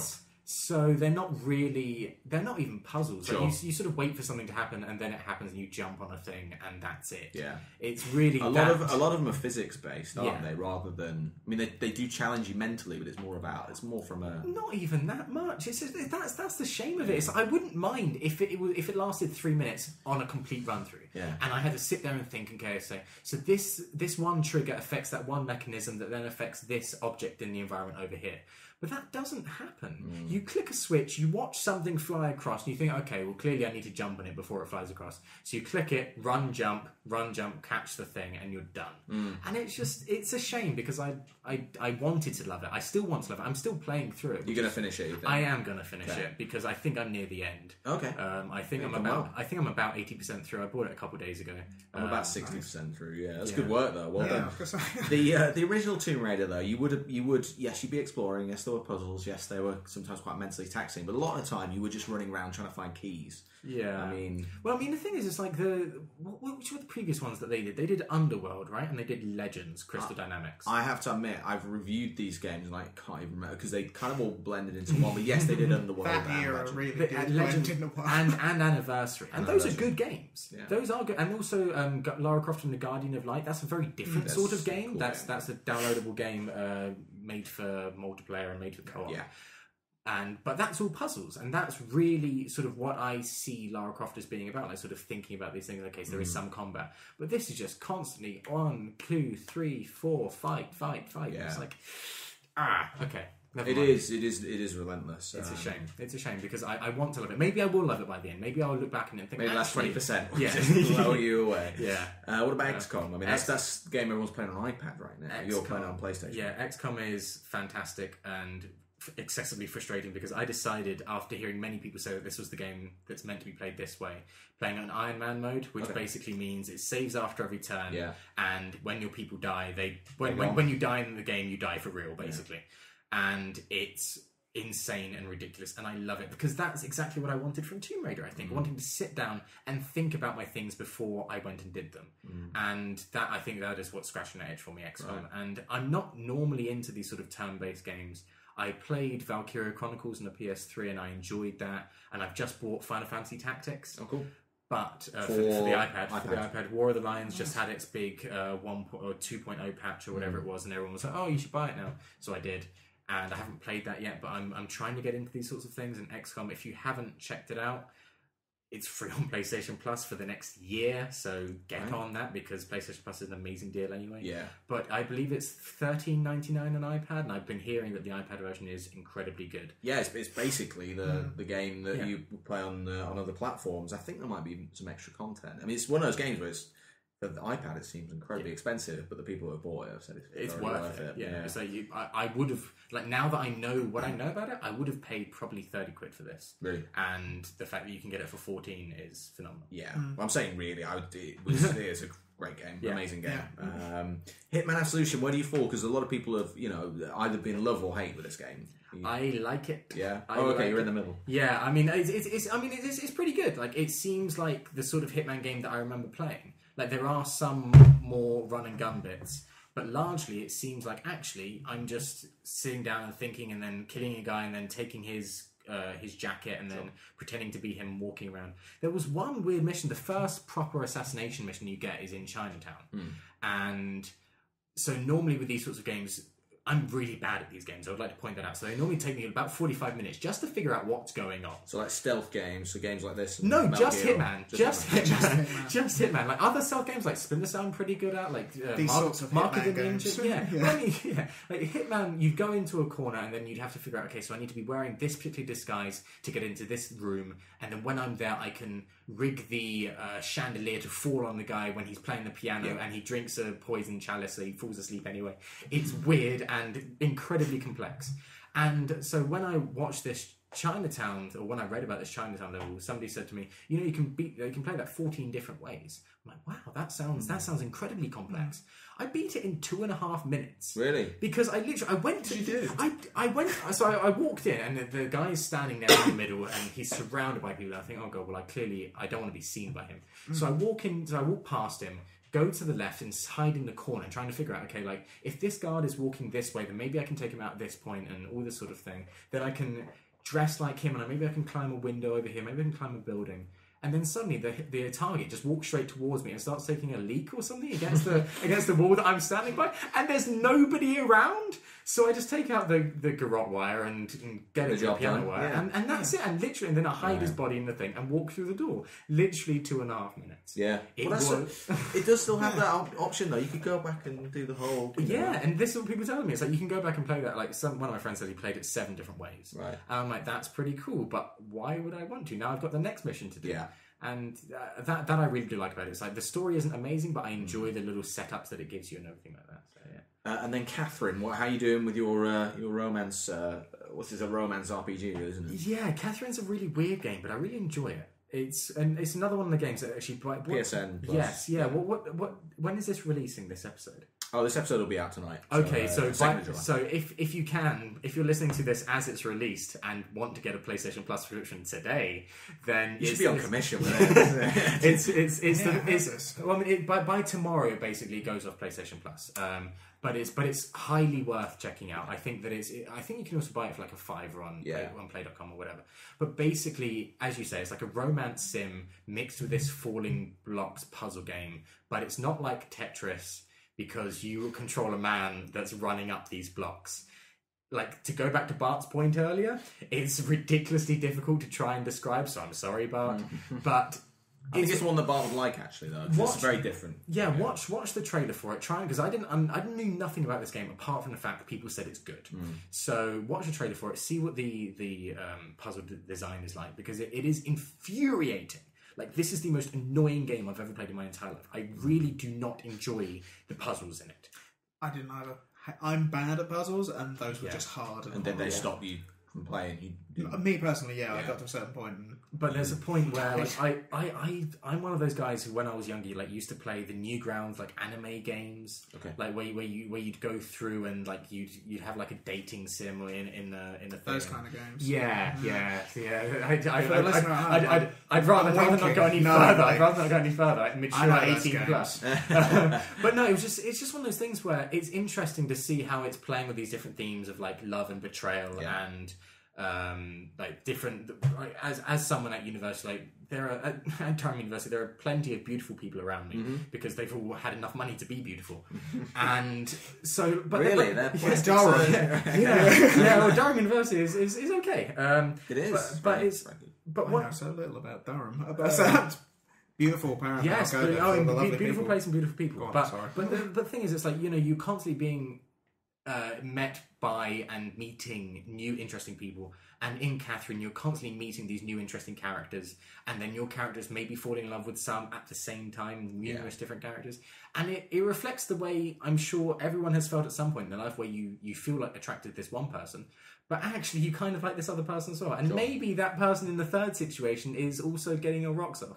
So it's really interesting from that sort of design, and trying to see how you would interact with the two Catherines, because there's one with a C and one with a K, and one is effectively the good Catherine, the other one's effectively the bad Catherine. So it's very, polarizing in that aspect, but I think that it's wonderful fun, and the story is worth playing. So. It's genuinely, I mean, it's the only game that you could describe in the way that you have, with that element of relationships, and it's not that games. Don't tackle that. It's just like, well, it is that games don't tackle that. It's nothing else like Catherine. Yeah, no, definitely. And the good thing, again, about PlayStation Plus, please, PlayStation Plus, if you're listening, sponsor the show. Well, you're getting your money's worth here. Is that people who might not have bought it get to check it out? Yes, of like course, it's genuinely, from a sort of cultural standpoint, it's easy to go overboard with this stuff. But a lot of people wouldn't buy that game from the description. But when you get it with PlayStation Plus, they're going to play it and get their money's worth and play it through to the end. And it's great that they get to experience that. Yeah, and tomorrow I think is Battlefield 3 and Saints Row the Third. Is DMC coming or not? Have I got that? I think that's rumoured to come in a couple months. I really like DMC. So. I've not played it. See, but that's that's the thing though. Like at this point, I'm now at the point where I might just not buy anything. Right, you'll hold off. Because like Hitman Absolution is a relatively recent game. I'm pretty sure Tomb Raider will be on there at some point. Right. And I could wait for Tomb Raider, but I really wanted to play it, so I did. But for most games where I'm kind of on the fence, and especially being relatively poor, like why not just wait? Like, I paid, I think it was £30 for a year of PlayStation Plus because I had a £10 voucher and whatever, and it's like, yes, absolutely, sign me up. Why not? Okay, well that's enough PlayStation Plus. They've got their money's worth. No, that's good. It's a great service. I want to just talk a little bit about Deadpool because I haven't actually played as many games as I want to recently. I've been doing a lot of hardware stuff. Played Deadpool. I take it you guys are not particularly interested in it. I did do the review. I've seen your Let's Plays of it, and I did know the comics. What do you think? Because the character's kind of interesting. I've not been as much in the loop in the world of comics over the last few years. Right. But about 4 or 5 years ago, he really had a very big. I don't know if you read comics. Not as much as I like to, but I'm aware of his sort of cultural significance. He had a very big resurgence, and suddenly had about 5 books all at once that were all Deadpool and were absolutely fine. And it got to a point where, for me personally, I think it was my own fault. I was like, hey, Deadpool, funny, and then read too many books and started to be like, okay, Deadpool, you get it. Yeah, I understand the joke now. Yeah. And it's one of those games where I noticed, like, there was even one point where you said, this is on your Let's Plays, on your YouTube channel, which people can find. Thank you very much. Yeah, get that plug in for me. Is that Guy Cocker? Guy Cocker, YouTube.com? YouTube.com/Guy Cocker. Yeah, check it out. Let's Plays on there, they're good. But you even said it yourself, which I think perfectly summarised the entire tone of the game for me.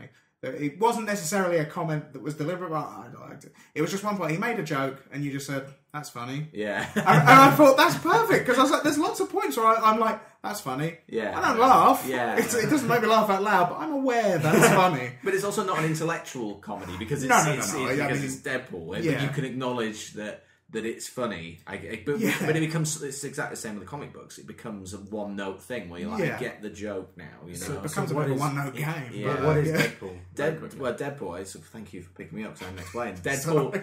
Deadpool is a character that's he's relatively new in the Marvel Universe. I think early 90s he came about. And he has featured in, he was played by Ryan Reynolds in Wolverine movie. And he's basically a Weapon X experiment that puts together like Wolverine's regeneration. He's got what else has he got? That's kind of like regeneration. He wasn't a mercenary. Yeah, he's essentially completely insane. Like he's got similar powers to Wolverine, like the adamantium skeleton, but he's completely ruined by the experimentations that were done upon him. So he's mad, which is why he's aware he's in a comic book. That's a big thing about him. Right, like he's aware he's in a game and stuff like that. And he's got a big dual narrative that goes on in his own head.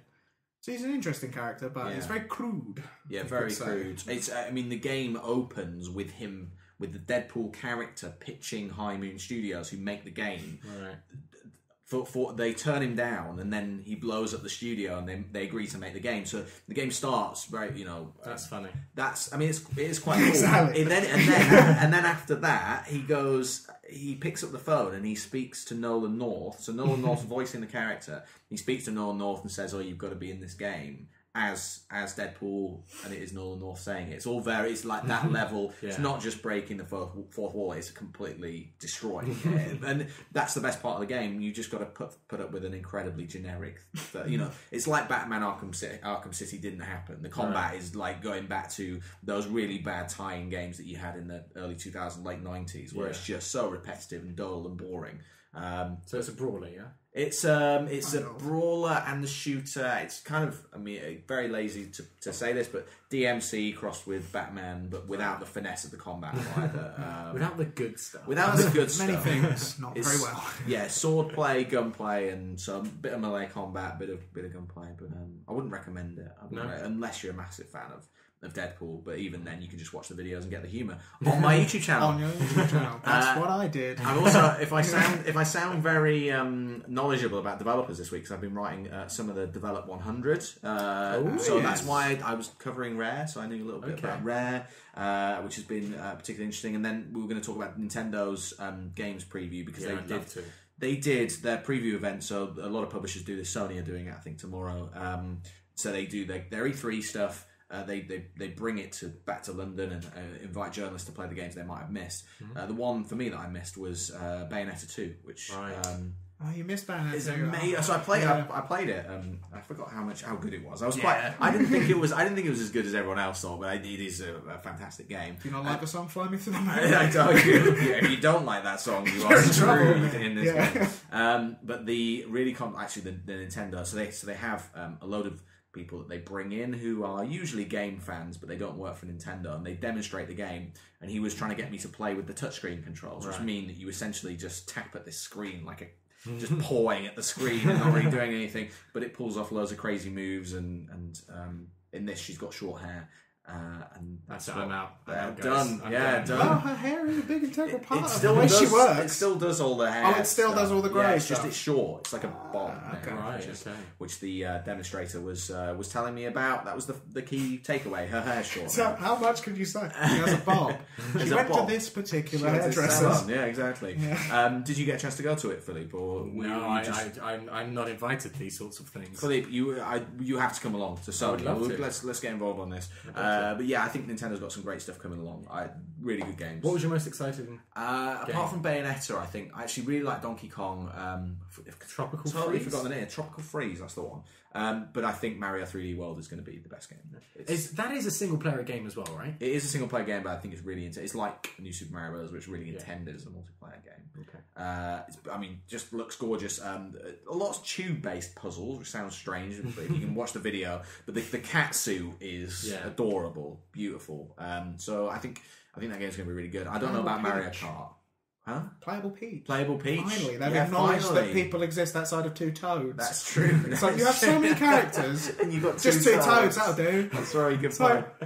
Anyway, I would have loved to have Wario and Waluigi because Waluigi is the most Anyone. weird. I love that Waluigi exists because it's not just like we had a spin-off from Mario. We also made a spin-off from his brother, which is and they made them brother. It's the funniest thing. Doesn't make sense. Like it's the best thing to me. But it's also brilliant. Are you looking forward to anything on Wii U? Obviously, the big thing is that none of these games are coming till December. So if you're a Wii U owner, you're screwed. For the Wii U, I'm looking forward to playing Mario. I don't own a Wii U personally. Right.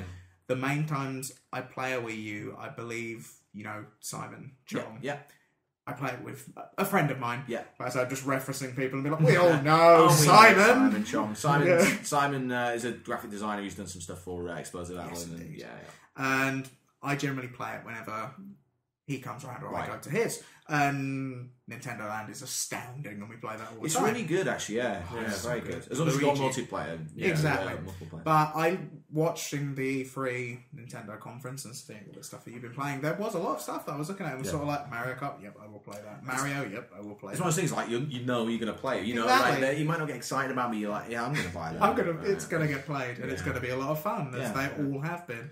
It does speak a volume to Nintendo's coming up with new things that you're actually going to be like, oh my god, about, but it's still the definite base level of, I will play it, I will enjoy it. Super Smash Brothers, anything bothered about that? I'm so bad at Super Smash Brothers. It's so fast and I never know what I'm doing. Right. All my friends, I've got a friend who has said he is waiting for that game to be announced to buy a Wii U. As soon as it's announced, he went out and bought a Wii U. It's like, I'm getting it, done. Yeah. So... I mean, you mentioned there that you're not interested that much in Mario Kart 8. Why? Well, I don't know, because I feel like it has the most chance of not being good. Like, it's good in short bursts, but they're introducing a lot of stuff like you can drive up the walls, and... Actually, I think that might be the main thing, actually. Just the now we've got walls. Drive up the walls. This is Nintendo. Nintendo. Don't go too mad. It's interesting, because you want them to add new features and progress and they used to be so much as well, it felt like, or in my mind I felt like Nintendo were the people that were pushing now just lately it's felt like, oh, you got new Super Mario Brothers and you got another new Super Mario Brothers and it's kind of derivative and new Super Luigi as well. They're really milking that franchise. Very good. It's very ridiculously hard. I was going to say 100 seconds is not fair, but that's the point. I started playing it. I actually just experimenting with some live streaming, and I was playing like 3 in the morning. I just couldn't do a lot of the levels. I was useless. I was like apologising for my complete lack of skills. But sorry, Phillipe. I was going to say, I think like to speak to the Nintendo aren't doing anything new. The annoying thing is I agree with that, and yet the most exciting game for me at the moment is Wind Waker HD. And really? That makes me play through it. You play through it again? Yes, because I loved it. So it's my favorite. I think it might be my favorite game ever. It's kind of the art style is timeless. I think it'll obviously look good in HD. But I don't know. It's just I don't know if I'll play it again. Well, no, exactly. But I'm not sure I'd buy a Wii U for it. Like I will, if I had a Wii U, I would buy it day one. But when I get a Wii U, it will definitely be the first game I buy for it. But I'm not going to buy a system for it because why would I? I can play it again on my GameCube. You know, it's like I was saying with this room that I'm eventually going to have in my house. I can just stick in my Wind Waker onto my GameCube and just play it. I'm looking forward to that game, and I'm looking forward to the rest of the ones you mentioned. Yeah, but again, they're not exciting to me. They're just games that you played before. For me, Nintendo, even when saying that, I do still feel kind of bad because I'm sort of like, it's kind of like poking something that I actually like. I'm like, why don't you do it even better than you're doing it now? And it's sort of like, well, they're doing fine, but it's just, I don't know, because they're so good. It's sort of like the critiques I have for The Last of Us or for Bioshock Infinite. It was always those things where I was like, no, if this was any other game, I would be amazed. But because it's got this big lineage and because you know all this stuff about it, there's little things I'm like, nah, that's bad. And I think as well as that, like, to go back to the point we were making earlier about presentation, like, they haven't been presenting themselves very well. No, not well at all. Which is what you need. You need to have someone out there, like Reggie when he first came out and said, I'm here to kick ass and take names. And it's like, yes, that's what he did. Like, he got everyone excited. And like, one more thing with the original Twilight Princess trailer, like, that got people excited. That was 9 years ago, guys. And it's like they haven't had anyone exciting since then. You're not thinking that the Wii Fit woman... I actually stood up and was like, yeah! Actually, actually, that being said, the Wii Fit woman in Super Smash Brothers announced sort of after the conference is later. Like that is an hilarious idea to me, and I will play that for that because it's brilliant. Excellent grammatical correctness there as well for me. I will say to you, genuinely, borrow my Wii U for, I don't know when my HD, is it this year? Yeah, I think it's October. Not October, cool. Borrow it, but it is the least portable console around. Because there's so many different, you've got the tablet, you've got the main console, you've got to have the separate chargers and power units. And oh dear. It's first world problems, definitely. Why not? You have a friend that has one. You've got one they right turn up here. in their car. Yeah, exactly. On the other side of London. You've got one right here. And now Philippe's going to be knocking on the door. Yeah, he's going to hold you there. Midnight on the first day. Cool. Well, thanks very much for that, guys. Okay, time to look at some of the games that are out this week. What we think of them. I don't think we've maybe played any of these, to be honest, so we might not be able to add much to this. But what the reviews are saying generally, whether they're worth checking out. So it's not an amazing week, not a banner week. I guess the big title is Dark. Anyone from Calypso? Not even. Calypso made the Murta, City of Gangsters, and Calypso Entertainment are the ones Calypso behind. Entertainment. Are the ones behind the one with Che Guevara on the front of the bloody game, and I can't. Tropico. That's not. I don't think it is Che Guevara. Right? It's just someone that looks very much like Che Guevara. It's basically Che Guevara. Yeah, there are a hardcore contingent of Tropico fans. They really are. I know some. Somewhere. No, there are. So that's not this company. No? It is Calypso. Yes. Oh, is it? Yes, The it's same Calypso. company? Yeah, Okay. they're a smaller publisher, but they're putting out this action game. I was hoping to review it for one of the outlets this week, but they've not delivered a copy yet, which is I hate telling. I hate to obviously judge a game without having played it, but yeah, it's not usually a good sign. Project X Zone is coming out on 3DS. Some DLC for Fire Emblem Awakening, and I think that's about it. Scourge Outbreak, which is a downloadable title in the sort of vein of Gears of War. I think that's maybe out in a couple of days' time. Brown shooty bang times. Yeah, that was my note for that. Pretty much. All right, okay.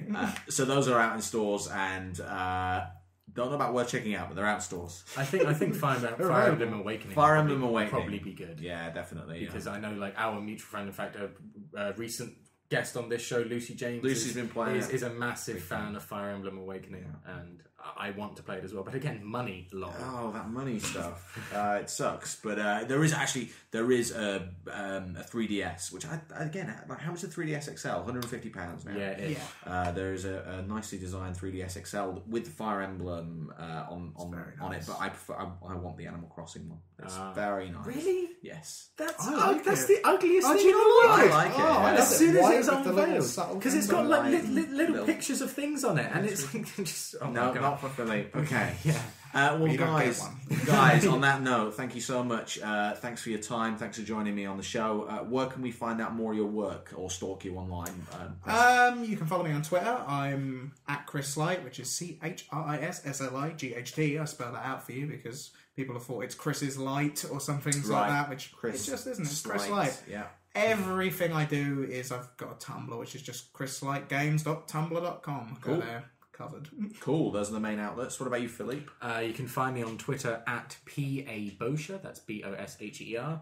And I have to ask, is there a story behind that? So my first name is Philippe, which begins with a P, and my middle name is Alexander, which begins with an A. a good So thanks. People call me Pab, which is weird. Pab, okay. But and as well as that, you can go to www.buriedinthecredits.com for all check of out the podcast. Yeah, for all of the podcast stuff that I do. Good stuff. If you've got any feedback about this episode or any other, please send it to podcast@guycocker.com. Next week, hopefully, as long as their PR allows it, I'll be talking to a big developer in the US, which I'm not sure if I can name, but we did actually talk about them during the show, so I will throw that out there. Calypso Entertainment. Calypso Entertainment, you got it.